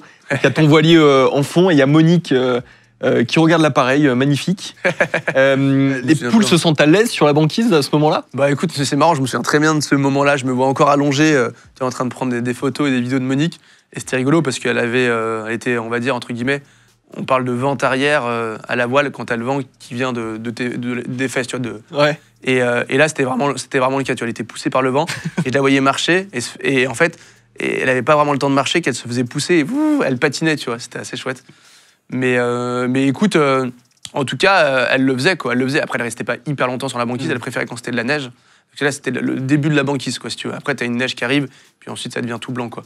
Mais t'as aussi une autre photo, tu la portes, là, on te voit justement avec une plus grosse barbe. Ouais, bah oui, du coup. Un peu moins de kilos aussi, je pense. Ouais, bah petit à petit, j'ai perdu un peu de poids, forcément. Mais tu vois, c'est fou, là. Je me souviens aussi de ce premier moment, tu vois, où la banquise arrive, et moi, je sors de mon bateau, et en fait, littéralement, je marche sur la mer, quoi. Là, je m'écarte, et là, je vois mon bateau, tu vois, avec un peu de recul, pris dans la glace, et je me dis, mais quel pied, quoi, tu vois. Je suis parti de Bretagne, qu'un truc tout pourri, sans expérience, et là, j'ai mon bateau qui est pris dans la banquise, là, comme ça, au Groenland, tranquille, la vie, quoi. On a d'autres photos qui sont magnifiques. Ouais. On vous les met là, mais c'est incroyable, c'est des paysages de rêve, quoi, c'est des paysages de film. Ouais, non, mais c'est vrai que c'était sensationnel. Quelques jours après que tu sois rentré, donc de ces 130 jours en hivernation, t'as une péritonite. Ouais, c'est ça, ouais. C'est quoi exactement une péritonite? Bah en fait, heureusement que ça m'est pas arrivé, en tout cas pendant mon hivernage, parce que là, une fois de plus, à part Monique, il n'y a personne qui m'aurait filé la main. Je retourne à la civilisation, d'abord Sakak, après l'Ulyssat. Là, il y a un moment, j'ai super mal au ventre, je suis vraiment pas bien. Et on décide de me faire rapatrier d'urgence en France, parce que de toute façon, j'ai même pas d'assurance et tout. Donc je me dis, si j'ai un truc à faire grave au Groenland, je vais devoir hacker, j'ai pas de sous. Et donc je rentre en France, et là, j'ai un copain médecin qui m'attendait à l'aéroport, il m'envoie direct à l'hôpital à Paris. Et là, boum, sur le bloc tout de suite. Et en fait, j'avais eu une appendicite transformée en péritonite. Donc en gros, le truc avait explosé. Et à l'époque, tu vois, les navigateurs, où tu vois, les explorateurs, toutes les personnes qui partaient longtemps, on leur retirait l'appendice, tu vois, au cas où, justement, si ça s'infectait, quoi. Et aujourd'hui, tu le fais plus parce que, justement, avec les antibiotiques et tout, t'es censé pouvoir... Tu peux tenir quelques jours. Ouais, quelques jours, voire quelques semaines même. Parce que même, tu vois, sur des grandes courses et tout, plus personne te demande de la retirer. Mais du coup, c'est cool que j'ai pu avoir ça. Bon, après, c'était... ça aurait pu être moyen, ouais. Mais voilà, écoute, c'est arrivé au bon moment, on va dire. Si tu as une péritonite au milieu de l'Atlantique, quand tu es en solitaire, etc., est-ce que tu peux t'opérer toi-même? T'opérer toi-même, non, c'est pas possible. Il y a des histoires de navigateurs qui sont recousus la langue. Moi, je sais que je sais me faire des points de suture, je peux me faire des perfusions, des trucs comme ça. Mais s'opérer, après, tu vois, le ventre et tout, c'est galère. Je dis pas la cuisse, mais il faut avoir envie aussi. Hein, tu vois, mais quand c'est de la survie, bah oui, si tu dois t'ouvrir ta cuisse et que... Bon, après, il faut être assisté, tu vois, il faut avoir quelqu'un qui t'explique quand même. Hein. Enfin, à moins d'être au point, mais... C'est pas, tu vois, je sais recoudre des voiles et tout, mais là, c'est différent. Oui, tu peux faire le strict minimum. T'as une trousse de secours quand même. Bah ouais, alors moi j'avais vraiment le strict minimum. Ouais. Donc juste après ta péritonite, tu vas partir pour le Canada. Donc tu repars dans une autre expédition et tu vas ne pas pouvoir dormir pendant 4 jours parce que tu as peur de heurter un iceberg. Il se passe quoi quand tu dors pas pendant 4 jours? Bah, en fait, si tu veux, ouais, alors j'ai peur de heurter un iceberg, en effet, mais surtout, il faut savoir que sur des bateaux de croisière comme ça, ou des bateaux de course, tu as ce qu'on appelle des pilotes automatiques. Ça te permet de maintenir le cap. En fait, c'est comme une Tesla, genre tu vas lâcher les mains et tu n'as plus besoin de gérer le bateau qu'à la barre. Donc ça te permet de voguer à plein d'autres occupations. Donc le pilote barre super bien. Sauf que quand tu es à une certaine latitude, au pôle Nord, ou au pôle sud, bah, le pilote, en fait, il y a des problèmes avec la boussole, le compas magnétique et tout, le champ magnétique, qui fait que bah, le pilote ne fonctionne pas. Donc ça veut dire que moi, à partir du moment où je suis arrivé au Groenland, bah, pour avancer, je devais être à la barre tout le temps. Donc là, tu vois, quand je longeais le Groenland, c'était une petite navigation, tu vois, c'était à la journée, tu t'arrêtais, machin. Mais là, je partais en effet pour faire le passage du nord-ouest, et là, je savais que je devais traverser la mer de Baffin, et que j'avais plusieurs jours de traversée à faire. Et là, tu dors pas, et là, c'est dur. C'est dur à tel point que tu as des hallucinations. Okay. Moi, je me souviens d'un moment, je suis pendant ma traversée, je suis à la barre. Et là, juste avant, j'avais eu un copain qui était venu pour faire des images. Et j'appelle ce copain alors que je suis sur mon bateau à la barre. Je l'appelle, tu vois. Ouais, Johan. Hey, Johan. Il répond pas et tout. Qu'est-ce qu'il fout? Je lâche la barre, je rentre dans mon bateau et tout. Je le vois pas et tout. Oh, je me dis, putain, mais il est passé où? Il est passé par-dessus bord ou quoi, ce con? Il est où, là? Tu vois, je commence à stresser, quoi. Et au bout de, je sais pas, 30 secondes, je me dis, mais t'es tout seul, là, en fait. T'es tout seul. Ah oui, je suis tout seul, là. Ok. Faut que je me repose, là. Tu vois. Et du coup, bah, ouais, c'est hyper compliqué, en fait, de pas pouvoir dormir, parce que t'es plus tout lucide. Tu comprends pas ce qui se passe, quoi. Et ça m'est arrivé, parfois, de voir un iceberg devant, on va dire, oh, putain, il y a la côte qui arrive, il y a la côte. Et en fait, non, parfois, il y avait même rien, en fait. Il y avait rien devant moi, quoi. Tu vois. Et souvent, beaucoup de brouillard. Et c'est vrai que parfois, au dernier moment, je voyais des icebergs. Tu pousses la barre. Navigation hyper stressante. Vraiment stressante. Vraiment, c'était pas marrant du tout. T'arrives à démêler le vrai du faux? Ah ouais, au bout d'un moment, oui, quand même. Mais c'est vrai que ça m'est arrivé. Parfois, en fait, t'es plus là, tu comprends plus ce qui se passe, quoi. Tu vois, vraiment, quoi. Ouais. Et le nombre de fois où je m'endormais à la barre, souvent, j'amarrais la barre avec un boot. Tu vois, et puis j'allais me reposer dans mon bateau. Et je peux même pas te dire combien de temps j'ai dormi. C'est juste, je me suis effondré, quoi. Et ça m'est arrivé à plusieurs reprises, de me réveiller en sursaut, d'entendre sentir le bateau bouger, je fais « Oh putain, bordel, qu'est-ce qui s'est passé ?» Là, tu sors en furie à l'extérieur, en fait, bon, tu viens de te prendre un morceau de banquise, quoi. Et donc ensuite, tu finis par arriver au Canada, oui. Aussi bien que mal, et t'es arrêté directement par les douanes? Ouais, c'est ça. Qu'est-ce qui t'arrive? Eh ben, en fait, parce que quand je pars du... Alors, le problème de voyager avec une poule, si tu veux, c'est d'arriver dans les nouveaux pays. C'est que souvent, ils ont un peu peur des maladies et tout. Une sorte de grippe aviaire, machin. Je sais que les Canadiens, c'est un peu des cow-boys, tu vois, ils rigolent pas trop comme les Américains. Et si tu veux, quand je suis parti du Groenland, j'avais rencontré un mec là qui avait un bateau de charter, un gros yacht là, et super sympa. Il m'avait dit ouais bah là-bas, faut que tu t'arrêtes à Pointland, c'est un tout petit village de pêcheurs, t'as même pas de ponton, personne va te faire chier, t'inquiète pas et tout. Ah ouais, bon, ok. Ouais, du coup, moi je vise Pointland, donc au bout de je sais plus combien de jours, hein, je sais pas si c'était 4 ou 5 jours de navigation, enfin peu importe, j'arrive à Pointland, je pose mon ancre, je prends mon annexe, boum, je vais voir les customs et bah je viens me déclarer quoi. Bah bonjour, je suis français, j'arrive du Groenland. C'est la douane C'est la douane, ouais c'est ça, la douane. Bah voilà, je veux faire le nord-ouest, je suis tout seul, voilà quoi. Je suis fatigué. Et puis il me dit ok, très bien. Et là il me pose des questions. Vous avez des armes à feu? Bah non. Vous avez de la drogue? Bah non. Vous avez des animaux? Bah non. Puis là ils me disent bah on va venir voir votre bateau. Bah non. Ah non quoi? Vous allez venir voir mon bateau? Bah, avec les armes à feu que t'avais c'est ça. Et Monique. C'est ça. Et là je me dis oh putain. Je me dis là je suis dans la merde quoi. Et là ils étaient à 2 tu vois. Et là je me dis tu vois, je me fais un film en mode bon bah tu vois hop quand on arrive je saute sur le bateau, je planque la carabine, je planque Monique et tout. Et en fait bah on arrive à mon bateau. Avec la petite annexe, tu vois, le petit semi-rigide, tu vois, petite embarcation qui permet de faire les transferts. Et là, donc ils étaient 2, il y en a un qui me dit, toi tu restes avec moi, toi tu vas sur le bateau. C'est comme si les mecs qui m'attendaient, quoi, tu vois, genre, pas marrant, quoi. Et puis là, on arrive, il y a Monique qui se baladait sur le pont, tranquille, tu vois. Et le mec c'est déjà cramé. Ah bah là, c'était foutu. C'est quoi ça, tu vois? Et il dit, ah bah c'est Monique, quoi, tu vois. Puis là, le mec, il rentre à l'intérieur de mon bateau, et là, il ressort avec ma carabine, et genre, j'avais genre une centaine de balles, tu vois, avec toutes les balles, tu vois. Et ça, c'est quoi, tu vois? Genre, comme si j'étais un terroriste, tu vois. Et je dis, bah ouais, les gars, c'est pour me protéger des ours, désolé. Puis là, il me dit, ok, à partir de ce moment-là, le bateau appartient au gouvernement canadien. Vache. Et tu vas faire un petit séjour en prison, quoi. Et pourquoi t'as pas déclaré au départ? Pourquoi? Bah parce qu'on m'avait dit que... Parce que, en fait, si tu veux, tu déclares... Ok, c'est bien, tu dis la vérité, mais si tu dis la vérité et que les mecs ils te disent non, il n'y a pas le droit aux animaux, il n'y a pas le droit à ça, bah ça peut être des vraies emmerdes, tu vois. Moi surtout, on m'a dit, là tu t'arrêtes, mais personne va te faire chier en fait. Il n'y a même pas de ponton, donc qu'est-ce qu'ils vont se faire chier à venir sur ton bateau? C'était une bonne source en tout cas. Bah ouais, carrément, ouais, c'était bien, ouais. Et donc ils t'enferment, ils te mettent en prison? Et du coup, ils me mettent en cellule. Ils me mettent en cellule, et moi je me dis, bon allez, vas-y, c'est une chouette expérience, tu vois. Et ils me disent, bah, il y a 2 options. C'est ou le bateau, tu le récupères et tu fais demi-tour, ou tu repars en France en avion. Moi, je dis, putain, ils sont durs. Et puis, bon, bah là, ils me mettent dans une super cabine, une super cellule, matelas, chauffé et tout. Je me dis, bah attends, mais je suis royal, là. Là, je me suis endormi. J'ai dormi pendant je sais pas combien d'heures. J'étais trop bien. Et ils viennent me réveiller, tu vois, limite, ils me dérangent, quoi, tu vois. Et puis, ils me disent de venir voir. Toute la fatigue emmagasinée du voyage, bah ouais, voilà, tu l'as fait en prison. Ouais, vraiment, c'était trop bien, quoi, vraiment.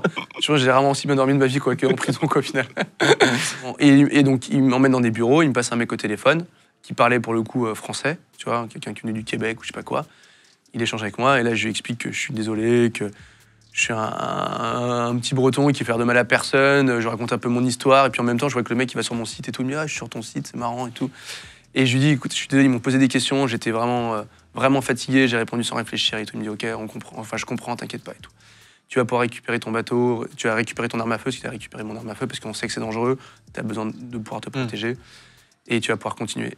Alors du coup, juste après ce moment en prison, tu arrives en Alaska en 2016. C'est quoi ton premier souvenir quand tu arrives dans un petit village? Eh ben, je suis content de retrouver un peu de civilisation. Et tout de suite, je me dis, bah allez, je vais me faire un petit resto, manger un bon burger à l'américaine. Enfin voilà quoi. Je me promène dans la rue.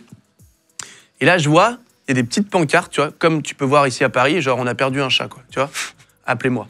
Et là, je vois, il y a telle personne qu'on a perdue. Genre missing... Une personne, un humain. Ouais, un humain, oui. avec sa photo. Moi, je me dis, bon, c'est bizarre comme, tu vois, c'est quand même pas grand ici, tu vois.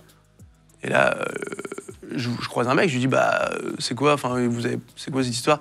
Bah, il y a un mec, il est parti faire son footing et bah, il est pas revenu, quoi.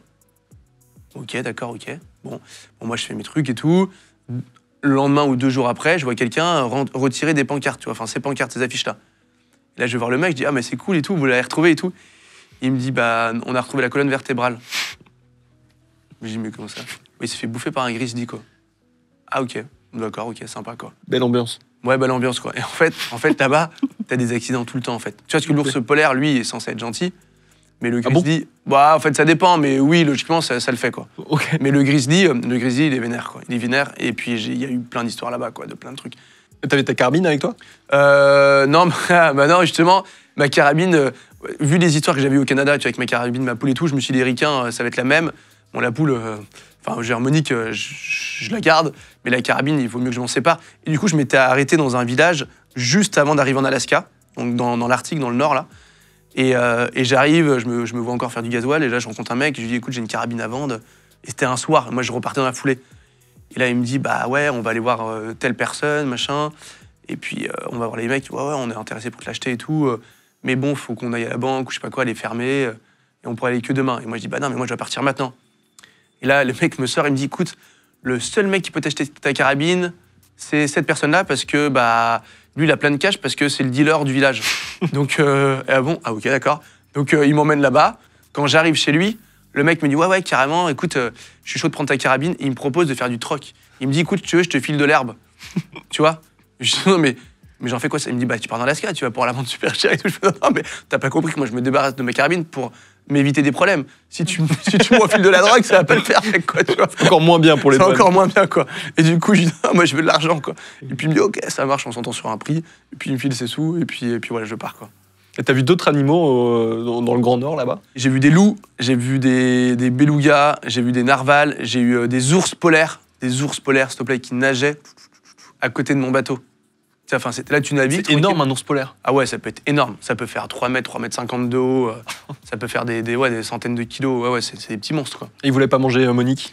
Bah écoute, heureusement pas, non. Un moment, après toute cette expédition, tu dois faire un aller-retour à Paris. Et à ton retour, Monique tombe en dépression? Ouais, exactement. Alors là, je suis à San Francisco, aux États-Unis. Et c'est le moment, justement, où j'étais contacté par des maisons d'édition pour écrire un livre. Et donc là, je dois laisser Monique, avec du monde, hein, évidemment, pas seule. Et ça dure 2 semaines. Et pendant ces 2 semaines, en fait, Monique, le fait de plus me voir, en fait, elle était dans le mal total. Elle voulait plus manger. Elle se laissait mourir, en fait, quoi. Elle avait trop l'habitude de toi? Ah bah ouais. Ah oui, vraiment, quoi. Vraiment. Et moi, on m'a envoyé des photos, tu vois, en mode, non, là, il dirait que là, ça va pas, il faut que tu rentres, quoi. Et je me vois encore faire des visios, tu vois, avec cette personne qui avait gardé Monique, là, Olivia. Et là, je voyais Monique et ça me faisait trop mal, quoi. C'était horrible. Et donc, j'avais dû écourter mon séjour pour rentrer le plus vite possible. Et en effet, elle était vraiment pas au top du tout, quoi, tu vois. Et elle m'a revu et puis elle est repartie, quoi, tu vois. Donc, au bout de 5 ans, ensuite, tu retournes en Bretagne, tu passes par l'Afrique du Sud, donc l'Antarctique, l'Afrique du Sud, et tu retournes en Bretagne en décembre 2018. Tu te souviens de ton arrivée là-bas? Ouais, carrément, je m'en souviens bien, ouais. J'avais envie de retrouver tout le monde, voilà, il y a plein de choses qui m'ont manqué, j'avais envie de faire découvrir à Monique aussi la Bretagne, tu vois. Elle n'avait jamais vu la Bretagne? Bah non, elle n'avait jamais vu la Bretagne, non, elle était des Canary Islands, tu vois. Donc elle parlait espagnol et tout, donc maintenant elle arrive là-bas, elle parle le breton, donc nickel, tu vois. Elle a eu le temps de s'acclimater. Et ouais, je fais mon arrivée à Paimpol, à côté de chez moi, en Bretagne Nord. Et il y avait plein de monde en plein hiver, tu vois, conditions un peu rudes. Et c'est chouette parce que tu retrouves tous ceux qui t'ont manqué. Mais ce qui est dur, c'est de te dire, bah voilà, ça s'arrête, quoi. Ça s'arrête.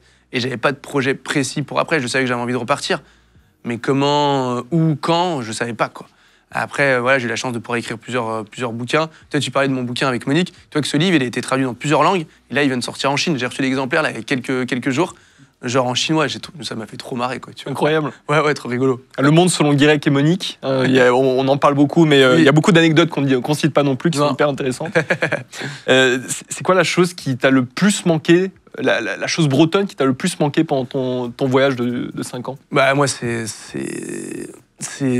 mon île, quoi. C'est toute ma vie, ça. J'avais une carte postale de chez moi dans mon bateau. Il n'y a pas un jour où je me disais pas, oh là là, j'ai un rêve d'être chez moi. Après, j'étais bien sur l'instant présent, tu vois. Mais en fait, enfin voilà, c'est ma racine, c'est chez moi, quoi. Et puis après, bah, c'est d'être en Bretagne, c'est d'aller pêcher, de manger un petit homard, de le faire griller, choper un petit bar. Enfin voilà, c'est tous ces plaisirs hyper simples, mais uniques. T'as fait combien de kilomètres en tout? Si on parle en kilomètres, alors c'est en miles normalement, mais je crois qu'on est entre 80 et 90 000 kilomètres à la voile, donc ce qui est pas mal, hein, quand même. Après, j'ai pris mon temps, tu vois, j'ai 5 ans, je me suis arrêté, tu vois, parfois longtemps. Enfin, voilà. Mais j'aurais pu continuer. Ouais, c'est pas mal, hein, déjà. Tu penses que t'es arrivé changé en Bretagne? Oui, forcément, t'es changé. Quand tu pars à 21 ans et que tu reviens à 26 ans, t'es plus la même personne, quoi. Après avoir vécu tout ça, est-ce que t'as peur de te poser? Avoir une maison non, aujourd'hui, tu vois, voilà, j'ai une maison, j'ai une voiture, j'ai un tracteur. Mais non, j'ai pas peur. J'ai pas peur parce que je sais que je repars. C'est sûr, si tu me dis, bah là, on se pose, tu bouges plus pendant 10 ans. T'as pas de routine, tu peux pas avoir de routine. J'ai pas de routine, non. Non, ça fait pas partie de mon vocabulaire, monsieur. Mais juste après, on va parler. T'es en couple, hein, on va en parler juste après. Mais d'abord, en 2020, Monique décède de vieillesse, mort naturelle. Oui. Comment t'as vécu ça? Eh ben, écoute, forcément, c'est dur, hein, c'est pas des moments que t'as envie de vivre. Après, c'est le problème de tous ces animaux, hein, que ce soit une poule, un chien, un chat, ce que tu veux, c'est que ça vit pas assez longtemps, quoi, en fait. Elle avait quel âge? Elle avait 10 ans. Et 10 ans, pour une poule, c'est pas mal, hein, quand même. Vraiment bien. Et puis elle a fait aussi 80 000 km. Ben ouais, et tu vois, exactement. Et moi, je souhaite à beaucoup de personnes de vivre ce qu'a vécu Monique. Hein. Attention, hein, le niveau est très haut, quoi. Et t'as cherché à la remplacer, à retrouver un autre animal, une autre poule? Non, moi j'ai pris une femme, du coup. Justement, tu as de nouveau le projet de traverser l'Atlantique à la rame, d'avoir un autre projet. Oui. Est-ce qu'à ce moment-là, tu étais en couple? Bah oui, j'étais complètement depuis 1 an avec Newt. C'est bien un prénom, Newt, N-E-W-T. C'est original. Et en fait, Newt d'ailleurs, c'est rigolo parce que je la rencontre à Saint-Barthélemy pour la première fois en 2014-2015. On a une petite histoire de quelques mois. Elle faisait ses études au Canada. Et moi, je partais au Groenland, donc compliqué. Donc voilà, on a fait chacun notre route. Et on s'est retrouvés, tu vois, genre 5 ans après, quoi. Et puis on était, voilà, forcément très heureux de repartir pour une nouvelle aventure. Et puis voilà, ouais, en effet, moi, je suis parti très rapidement traverser l'Atlantique à la rame. Comment tu arrives à gérer un couple alors que tu pars souvent pendant de longues périodes parce que justement, tu veux partir très longtemps? Bah, écoute, il y a des discussions. Après, c'est vrai que je pense que là-dessus, je suis peut-être un peu perso aussi. Heureusement que je suis le seul à faire ça. Je pense que si les deux étaient dans la même philosophie de vie, ça serait peut-être un peu plus compliqué, tu vois. Tu pourrais la laisser partir alors que toi, tu restes à terre? Bah, oui, carrément. Ouais. Oui, je pourrais, mais je sais que c'est pas ce qu'elle a envie de faire, tu vois. Il n'y a pas beaucoup qui ont envie de faire ça, tu vois. Moi, j'ai plein de copains qui sont en marine marchande, par exemple. Eux, ils partent 6 mois de l'année. Ils font 3 mois en mer, 3 mois à terre, 3 mois en mer, 3 mois à terre. Et là, c'est chaud. Moi, tu vois, je suis parti à la rame, à traverser aller. Je suis parti 74 jours. C'est rien, c'est 2 mois et demi. Tu vois, bon, après, j'ai réenchaîné, c'est vrai. Mais il y a des années où je pars beaucoup, des années où je suis un peu plus là. Mais en soi, j'ai quand même là, tu vois. Tu vois, là, tu me fais passer pour un enfoiré, quoi, tu vois. Justement, la traversée à la rame, ça ressemble à quoi le bateau? Il ressemble à quoi ton bateau? Eh ben, écoute, c'est un bateau qui fait 8 mètres de long sur 1,20 m de large, on va dire. Hyper minuscule. C'est petit, ouais, hyper profilé.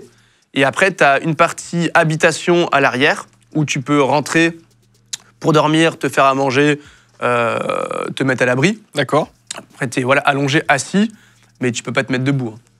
Et après, tu as la partie avant. On voit quelques avant. photos là, du bateau. Hein, Ouais, exactement. Bah, en fait, c'est comme un rameur qu'on peut connaître, sauf que bah, voilà, tu peux habiter dedans, si tu veux, avec un banc coulissant, des avirons. Et puis après, tu es autonome, quoi. Tu as tout ce qu'il faut dedans. Mais c'est vrai que c'est restreint, quoi. Là, on a une photo de ton équipement que tu embarques. Oui, ouais, carrément. C'est très restreint aussi. Ouais, bah oui, bah écoute, t'as l'essentiel, hein. T'as ce qu'il faut. T'as ce qu'il faut, mais c'est sûr que voilà, hein, faut savoir être minimaliste là-dessus. Ça coûte combien tout ça? Le bateau, ça coûte autour de 30 000 €. Ok. Tu vois, ça c'est un projet, ça a coûté à peu près genre 100 000 €. Tu vois. Ouais, d'accord. Et on voit aussi surtout le drapeau breton, c'est important. Le Grenadier, bah voilà, chaque Breton évidemment est très fier de sa région, pour ne pas dire de son pays. Donc voilà, donc on a tous un Grenadier. C'est la base, quoi. Tu fais à la rame ce trajet. Oui. Tu dois ramer combien de temps par jour? Bon, ça dépend des jours. En moyenne, 12-15 heures par jour. Alors c'est vrai que je me suis pas vraiment préparé à ça, si tu veux. Après, je sais ramer depuis tout petit, tu vois.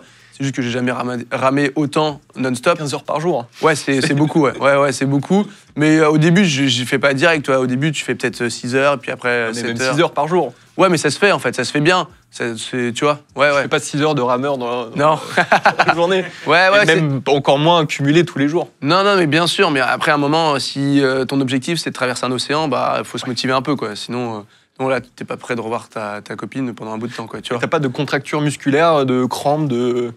Écoute, moi, t'as du... j'allais dire du ragage, mais c'est plutôt j'allais dire du ragage, mais c'est plutôt un mot marin. C'est genre du frottement, en fait. Donc, tu peux avoir des... Tu vois, j'ai eu des escarres. Tu vois, t'es dans l'humidité, tu vois. Donc, t'es dans le sel tout le temps. Donc, tu te grattes un petit peu. Tu vois, j'ai eu souvent mal au cul, on peut le dire. Okay. Tu vois, non, mais c'est vrai, quoi. Parler franchement. Ouais, pour parler en toute transparence, quoi. On a des photos aussi, mais on va peut-être pas les montrer hein, celle-là, je pense. Et quand on préparait l'émission, tu nous as même dit que c'était trop facile. Ouais, c'est vrai, j'ai dit ça. Bah, en fait, alors que c'est 70 jours d'expédition, donc où tu vis à quelques centimètres de l'eau. Ouais, c'est ça, ouais. Mais en fait, oui, ça se passe un peu trop bien, si tu veux, à mon goût. Et d'ailleurs, tu vois, je me souviens de mon agent là, littéraire qui me dit on va faire un bouquin de cette traversée. Et tu vois, elle s'appelle Eliane. Je dis, écoute, Eliane, je sais pas si on fera un bouquin, je sais pas ce qui va se passer, tu vois. On en parlera à la fin, tu vois. Et à la fin de ma traversée, tu vois, je me dis, je pensais pas au bouquin, mais je me suis dit, pas grand-chose à raconter. Je reste un peu sur ma faim, quoi, tu vois. C'était un peu trop facile, en fait. Et pour une fois, tu sais, je suis toujours à la rage dans le mauvais timing de saison et tout. Je me dis, là, tu vois, j'arrive à Saint-Barth, on est en février, et je me dis, là, j'ai quand même un peu de temps après. J'avais pris un livre sur mon bateau. Enfin, j'avais pris plusieurs livres, mais j'avais pris surtout un livre que j'ai lu qui s'appelle, je sais plus comment, mais qui est le livre de Gérard Daboville, tu vois. Il t'a pas choqué non plus. Si, un livre que j'ai franchement... ce livre, franchement, c'était mon livre qui était sur ma table de chevet, quoi. Ok. Je l'ai surkiffé, et en fait, c'est le premier Français à avoir traversé l'Atlantique Nord à la rame, quoi. Ok. Et je crois que son bouquin, c'est l'Atlantique à bout de bras ou un truc comme ça. Et quand je finis le bouquin, je me dis, mais il faut absolument que je fasse cette traversée-là aussi, quoi. Je peux pas... Parce que le problème, c'est qu'après, les choses, elles s'enchaînent. Tu vois, tu fais ta traversée, après, moi, je vais partir sur un autre projet, puis après, je vais pas revenir sur une autre traversée à la rame, tu vois. Donc, je me dis, là, c'est le moment. J'ai du temps, j'ai envie, j'ai compris comment ça fonctionnait. Let's go, quoi. Le bateau, je le fais envoyer par cargo aux États-Unis. Là, je me retrouve dans le même bled que Gérard Daboville. Et puis, voilà, là, j'ai envie de faire le retour, quoi. C'est plus dur, le retour? Ah ouais, c'est dur. Mais je savais que ça allait être compliqué, hein. Je savais que j'allais en chier grave. Pourquoi c'est plus dur? Pourquoi? Parce que, en fait, quand tu fais la traversée que j'ai pu faire par les Alizés, donc tu es dans un vent portant, il fait beau, il fait chaud. L'Atlantique Nord, tu sais que les dépressions, elles sont là-haut. Il fait beaucoup plus frais, il y a du brouillard, c'est plus long. Enfin, tout est plus dur, en fait. Tout est plus dur. Et si tu veux... il y en a pas mal qui... Enfin, pas mal, il y en a quelques-uns qui tentent. Et il y en a beaucoup qui abandonnent. Moi, je me souviens de l'année où je traverse. T'as un mec qui fait sa deuxième tentative de traverser l'Atlantique Nord à la rame. Et au bout de 2-3 jours, il est parti avant moi, pas du même endroit. Et j'apprends qu'il arrête. Du coup, je prends contact avec lui. Et je dis, ça va, qu'est-ce qui s'est passé et tout. Il me dit, écoute, j'ai fini de jouer avec ma vie, là, c'est bon, j'arrête. Ah ouais. Beaucoup trop dangereux, quoi. Ok. Là, t'as un autre Français, à ce moment-là, qui était en train de traverser une partie du Pacifique à la rame. Et le mec, j'apprends qu'il se fait litroyer, tout ça, il abandonne son bateau. Oh, ok, ça marche. C'est des bonnes nouvelles. Ouais, que des bonnes nouvelles. Vrai.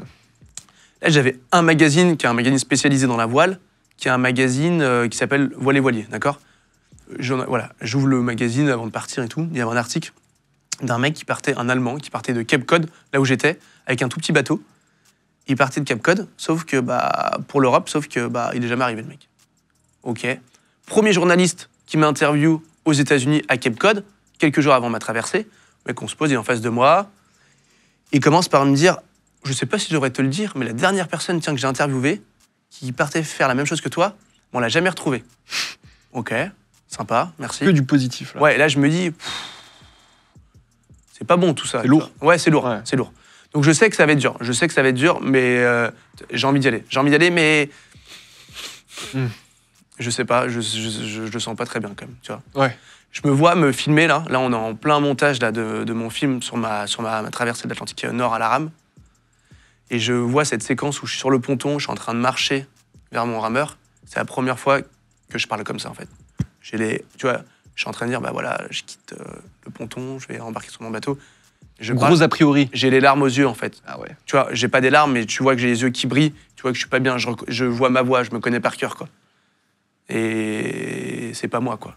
Puis voilà, après j'arrive sur mon rameur et puis... Tu vas quand même. Je dégage quoi.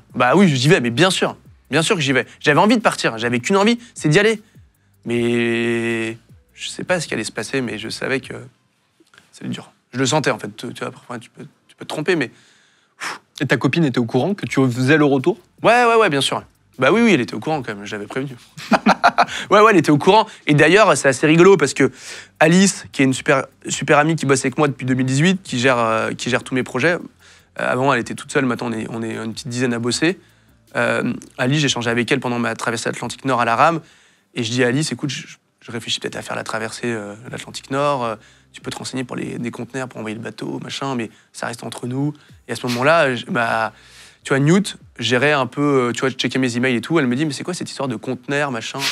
Là, j'étais un peu pris sur le vif. Ouais, vraiment, quoi. Et, tu sais, je m'étais dit, mais attends, là, le mec, il se barre pendant 2 mois et demi, 3 mois. Je vais pas lui annoncer en plein milieu de l'Atlantique que, une fois que j'arrive, je repars, tu vois. Je lui dis, il faut que je la voie, il faut que je en face de moi, il faut que je profite un peu.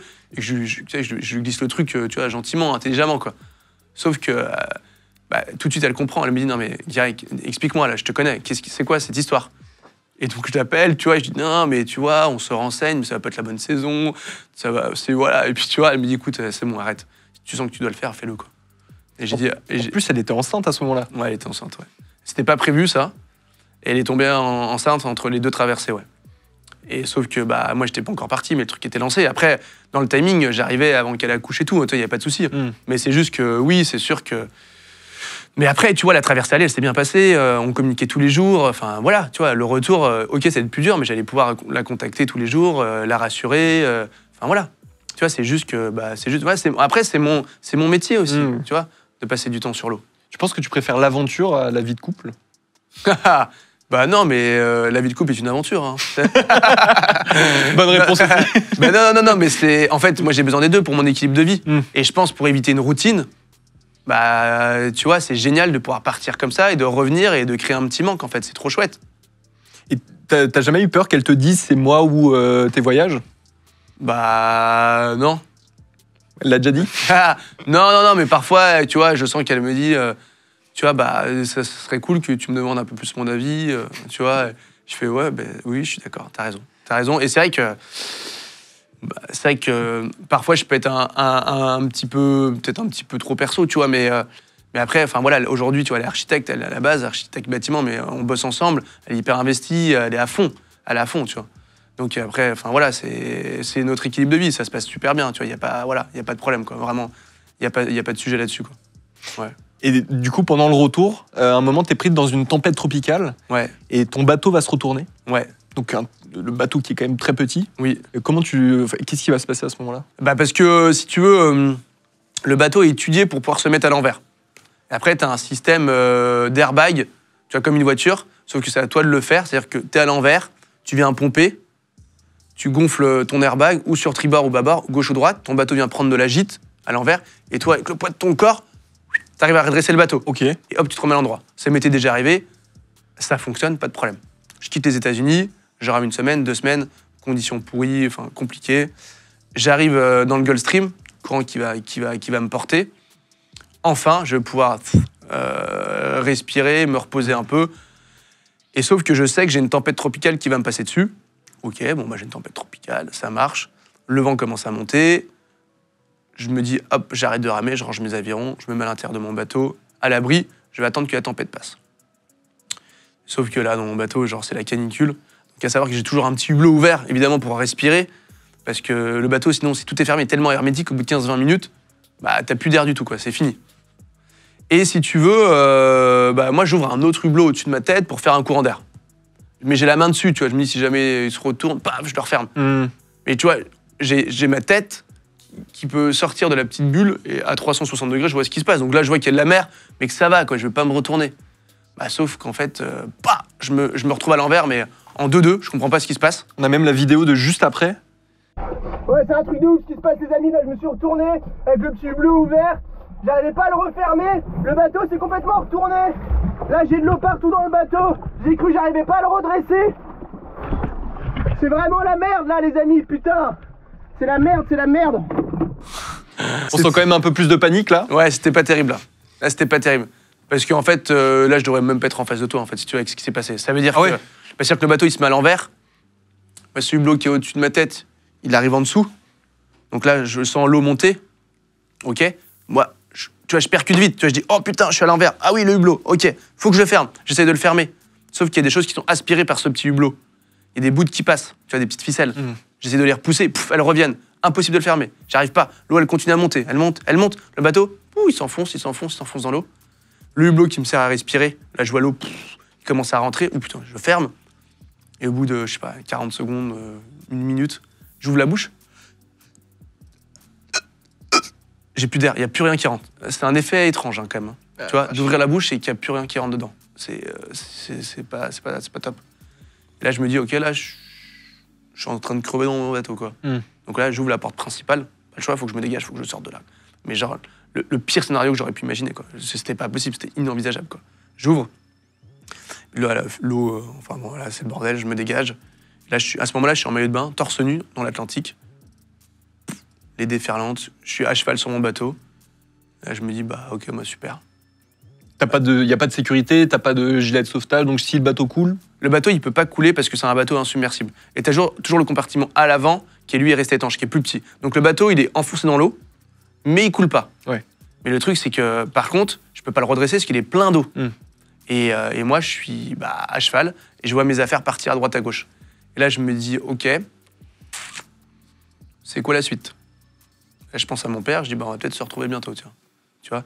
Et là, je m'en veux, tu vois, je pense à Newt, je pense à ce bébé qui va arriver, et là, je me dis, mais je suis vraiment un enfoiré, quoi. Je suis vraiment une merde, quoi. Tu vois. Et en fait, je m'en veux du mal que je vais faire à terre, quoi.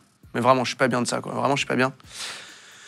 Et au bout de je sais pas combien d'heures, à un moment, je suis un peu désespéré, quoi, vraiment. Là, j'ai une encre flottante, on le voyait d'ailleurs sur la photo de tout à l'heure, là. C'est, tu vois, où on voit tout le matériel, c'est le truc orange à droite, là, en haut à droite, là. Tu vois ça? Une encre flottante, c'est comme un petit parachute. Donc j'avais plusieurs tailles qui commencent à sortir du bateau, je le vois couler. Oh, là, je me dis, mais oui, l'encre, je plonge, je vais la toper. Je l'amarre à un long bout. L'autre extrémité du bout, j'amarre ça au milieu du bateau. Le bateau, il se met en travers. Et donc ça crée de la tension, si tu veux. Donc ça stoppe le bateau avec l'encre flottante, le fait que le bateau soit en travers, que le bout fasse le tour du bateau et le poids de mon corps. J'arrive à redresser le bateau. Et là, on a vu la vidéo, là, je redresse le bateau. Et là encore, j'avais évacué de l'eau parce que l'eau était plein à ras-bord, au saut.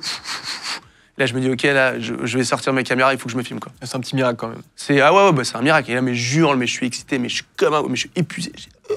J'ai plus de jus, quoi, j'en peux plus. Mais je suis en vie, et puis je me dis, voilà, évidemment, ça continue. Et je me dis, voilà, OK, là, ça fait des heures que je suis à l'envers, que plus personne n'a de nouvelles de moi. Je vais contacter, je sais pas, n'importe qui, Newt, Alice, pour leur dire que je suis en vie, mais que c'est un peu le bordel, quoi. Leur expliquer le truc, tu vois. Un peu, c'est pas mal le bordel. C'est quand même pas mal le bordel, mais bon, je suis là, tu vois. J'ouvre le compartiment étanche avec tous mes téléphones, sauf que tout a pris la flotte. Et il n'y a plus rien qui fonctionne. Et là, je me dis, OK, moi, je vais pouvoir continuer à ramer vers la Bretagne, mais sauf que s'ils n'ont plus de nouvelles de moi pendant une semaine, 1 mois, 2 mois, qu'est-ce qu'ils vont penser? Que je suis plus là, forcément. Et je me dis, putain, c'est con, quoi. Parce que là, ils vont penser que je suis mort. Ils vont m'enterrer. Moi, je me suis projeté mon enterrement chez moi, en Bretagne. Ah ouais. Avec toute ma famille, mes amis, tout ça. Je les voyais, ils étaient tristes, quand même, tu vois. Je me dis, c'est con, ils m'ont enterré, alors que dans 2 mois, 3 mois, ils vont me voir arriver au large de la Bretagne. Ils me disent, mais qu'est-ce que tu fous là? T'as enterré, non? Et donc ça, j'étais pas très bien, quoi. Tu vois, dans cette situation-là, vraiment. Et heureusement, c'est pas passé comme ça, parce que pourquoi, au bout de 30 heures, en fait, il y a un cargo qui passe pas très loin, et j'arrive à sauver cette fameuse VHF dont on a parlé tout à l'heure, la radio. Et j'arrive à prendre contact avec ce cargo, et j'ai appris qu'à l'arrivée, si tu veux, que ce cargo s'était dérouté pour moi. Je savais pas, il me l'a pas dit, le mec. Okay. Et quand je l'appelle à la VHF, il me dit... moi, je lui explique que je me suis retourné, que j'ai plus de moyens de communication, qu'ils doivent envoyer un message à telle adresse, donner la position du bateau, leur dire que je vais bien, leur dire que je continue vers la Bretagne. Ils me disent, OK, ça marche, on arrive, genre on se rapproche. Et je leur dis, mais OK, merci, mais pourquoi vous rapprochez? Ils me disent, on vient de chercher. Moi, je dis, non, mais... Tu voulais continuer. Moi, je dis, mais oui, il n'y a personne qui vient me chercher, en fait. Il n'y a personne qui vient me chercher, merci d'avoir transféré le message, bonne journée, au revoir. Je raccroche, terminé, j'étais en mon truc. Non, mais c'est bon, il n'y a personne, tu vois. Parce que je sais que parfois, on peut te faire chier en mode... tu vois, si vraiment... là, c'était pas le cas, mais si tu as les Coast Guard, tu vois, qui viennent te récupérer en mer, mais en fait, tu peux pas dire... non, vous venez pas me prendre, quoi. Les mecs, ils t'arrachent, ils te dégagent, quoi. Tu vois, moi, je savais pas comment... Tu vois, je me suis dit, mais non, mais c'est quoi ce délire, quoi, là? Non, il y a personne, non. Tu vois, enfin, en plus, je leur ai pas demandé d'assistance, tu vois. Ouais. C'est qu'en fait, à l'arrivée, j'avais compris que les mecs ont enfin, tu vois, mes proches leur ont dit, surtout, si vous le voyez, récupérez-le, sauvez-le, quoi, tu vois. Et moi, non, hop. Puis voilà, j'ai continué ma route, quoi. Sauf que, ouais, c'était... Et à ce moment-là, il restait 90 jours. Pendant 90 jours, il y a plus de lien avec la terre ferme, quoi. Avec les cargos. Donc parfois, en effet, je pouvais croiser 1, 2 cargos dans la journée. Parfois, pas de cargo pendant 1 semaine, 2 semaines, 3 semaines. Donc plus de nouvelles de moi. Donc, où est Guirec? Est-il toujours en vie? On ne sait pas. Et t'en as voulu, ta copine? Ouais, un peu là-dessus, ouais.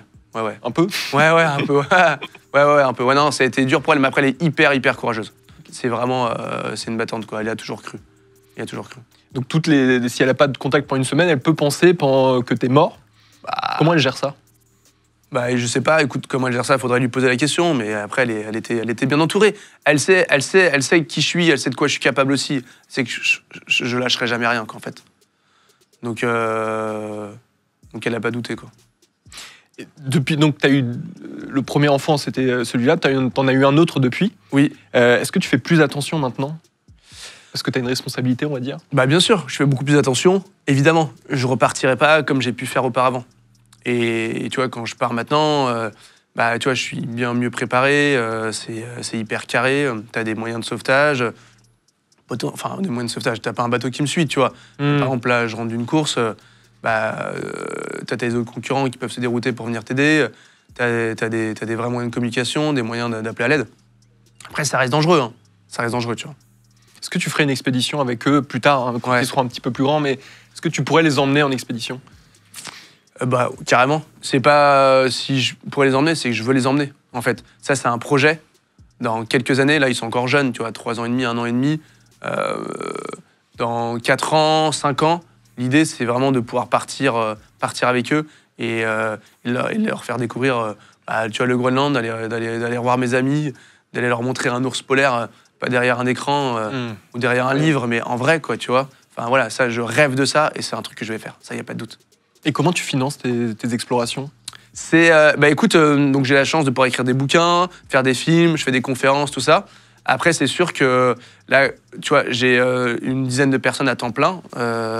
Donc, bah, toutes ces personnes-là, faut les rémunérer. Ouais, c'est ça. Les bateaux, donc c'est sûr qu'un bateau à rame, ça coûte pas cher. Tu vois, les bateaux, là, je viens de faire l'acquisition d'un nouveau bateau, c'est plusieurs millions d'euros. Donc, c'est pas la même chose. Donc, tu vois, il faut aller convaincre les banques, il faut trouver des investisseurs. Et après, tu as des partenaires qui financent ces aventures-là. Et ça a été mon cas là, pendant tout le Vendée Globe avec freelance.com. Et là, je viens de faire rentrer un nouveau partenaire qui s'appelle la MACSF, qu'on a annoncé hier et qui me suit pour ma prochaine aventure, quoi. Et tu cherches toujours d'autres partenaires ou... Ouais, complètement. Oui. Ouais. Là, tu vois, j'ai en gros 70% de mon budget et il manque encore pas mal de sous. Donc, on est toujours à la recherche de partenaires. C'est sûr qu'on est dans un contexte économique qui est un peu compliqué. Après, c'est vrai qu'on a la chance que la voile, ça véhicule des chouettes valeurs et qu'il y a quand même, ça intéresse quand même du monde, quoi. Et juste avant, peu de temps avant d'arriver en Bretagne, tu as eu un gros problème quand tu étais en rame? Ouais, en effet, il me restait 1 semaine avant d'arriver en Bretagne à la rame. Et là, bon, c'était dur, hein, tu vois, parce qu'à la fin, pareil, je me rationnais, je mangeais 1 fois par jour alors que je brûlais des calories, j'ai perdu 14 kilos sur cette traversée. Tu vois, en plus de ramer 12, 15 heures, 20 heures par jour, dis-toi que je devais pomper 2 heures par jour pour avoir ma ration d'eau. Parce qu'à la base, ça c'était électrique. Pomper quoi? La pomper sur un désalinisateur pour transformer l'eau salée en eau douce. À la base, tout ça c'était électrique. Sauf que quand je me suis retourné, il n'y avait plus rien qui fonctionnait. Donc heureusement que j'avais quelque chose de manuel. Enfin bon, vraiment, c'était l'enfer. Mais bon, après j'ai eu des super moments, tu vois. Je me souviens de cette dorade. Paulette, j'avais nommé Paulette, elle m'a suivi pendant des semaines, Pedro le foot bassin. Enfin non, mais c'était excellent, tu vois. J'ai été suivi par des requins, enfin bon, incroyable, quoi. Mais ça, on a fait un bouquin d'ailleurs là-dessus aussi. L'Atlantique me dit revient. Et avec Paulette et Pedro. Avec Paulette et Pedro. Le foot bassin. Mais tu vois, un moment qui était super, super chaud aussi. Évidemment, moins chaud que ma traversée à la rame, mais mentalement, tu vois, sur la durée, ça a été dur. C'est qu'il me reste 1 semaine avant d'arriver. Moi, au bout d'un moment, j'en peux plus. J'ai envie d'être chez moi. J'ai envie de retrouver, tu vois, j'ai envie de retrouver Newt. J'ai envie de continuer ma vie aussi. Sauf que, bah là, les vents, au lieu d'être dans le bon sens, tu vois, de me pousser vers la Bretagne, bah là, ils sont dans le sens inverse. C'est-à-dire que tu rames, mais les vents, ils arrivent face à toi. Ouais. Donc au début, tu rames, bah ok, tu vas un peu moins vite. Après, le vent augmente, tu rames, tu fais du surplace. Après, tu rames, tu fais marche arrière. Ah ouais. Et tu fais marche arrière, mais là, j'ai pas fait marche arrière pendant 1 jour, 2 jours. Je fais marche arrière pendant 24 jours, s'il te plaît. Quel enfer. Ça veut dire, ouais, là, c'était l'horreur, quoi. C'était vraiment le coup de massue, quoi. C'est-à-dire que t'es à ce point-là, et bah là, j'ai fait plus de 1000 km, comme ça, j'ai fait une boucle. Au bout de 24 jours, boum, je suis revenu dans ma position.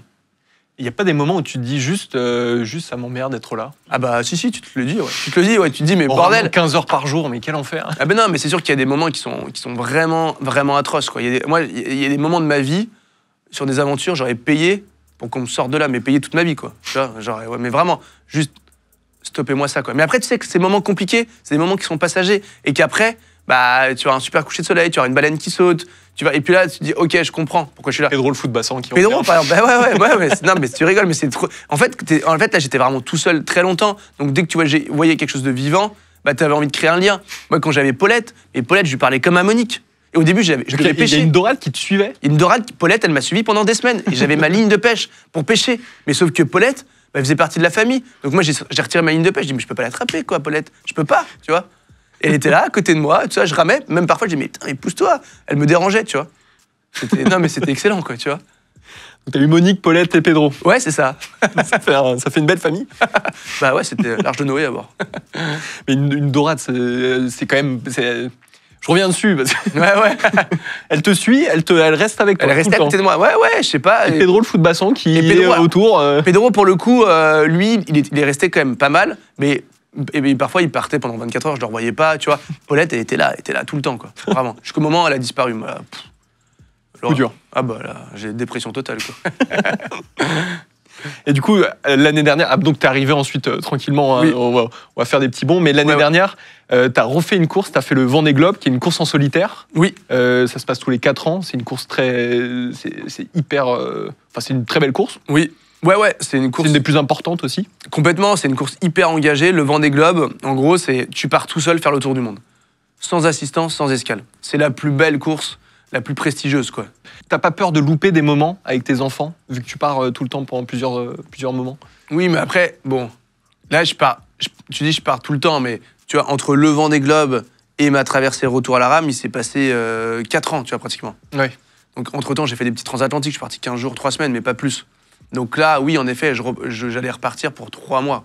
T'as pas peur de rater des moments avec tes enfants, des moments importants Bah bien sûr que si, j'en rate des moments. J'en rate. Quand je suis parti faire mon Vendée Globe, j'ai raté l'anniversaire de ma fille, tu vois, j'ai raté l'anniversaire de ma femme, j'ai raté... Enfin, le mien, je l'ai pas raté, je l'ai fait, mais j'étais tout seul. Le Nouvel An, Noël, ouais, évidemment. Une photo quand tu fais tout seul au Vendée Globe, ton anniversaire. Mais c'est pas chaque année que je fais ça, tu vois. Bon, là, cette année, j'enchaîne un peu. Mais après, enfin, tu vois, je pouvais pratiquement les avoir en visio tous les jours aussi, mes enfants. Et après, c'est aussi top, tu vois, quand je reviens à la maison, tu vois, t'as plein de trucs à raconter. Moi, quand je vais coucher ma fille, qui me dit « Ah, papa, tu peux me raconter une histoire sur le Groenland et tout ?» T'as pas besoin de les inventer. Mais j'ai pas besoin de les inventer, tu vois, c'est trop cool. C'est trop cool. Et tu vois, encore là, lundi dernier, ma fille, elle est en petite section, et ben, j'ai emmené toute sa classe voir mon bateau. Et c'est trop cool, tu vois. Elle comprend ce que tu fais? Ouais, je pense qu'elle comprend, elle comprend. Ouais, elle comprend. Après, c'est dur, hein. Moi, je me souviens que la veille de mon départ du Vendée Globe, j'étais là, j'étais pas bien, tu vois. Elle me dit, papa, je veux pas que tu partes, je veux que tu restes à la maison, tu vois. Ouais. Là, t'es là, ok. Tu vois, là, c'est... Et là, tu dis, oui, je comprends, Maë. Donc, ma fille s'appelle Maë. Bon, son deuxième prénom, c'est Monique, par contre, je tiens à le préciser. C'est vrai? Ouais, c'est vrai. Quand à la maternité, parce que du coup, elle est née en Bretagne Nord, et tu vois, voilà, les personnes qui étaient là connaissaient un peu mon histoire.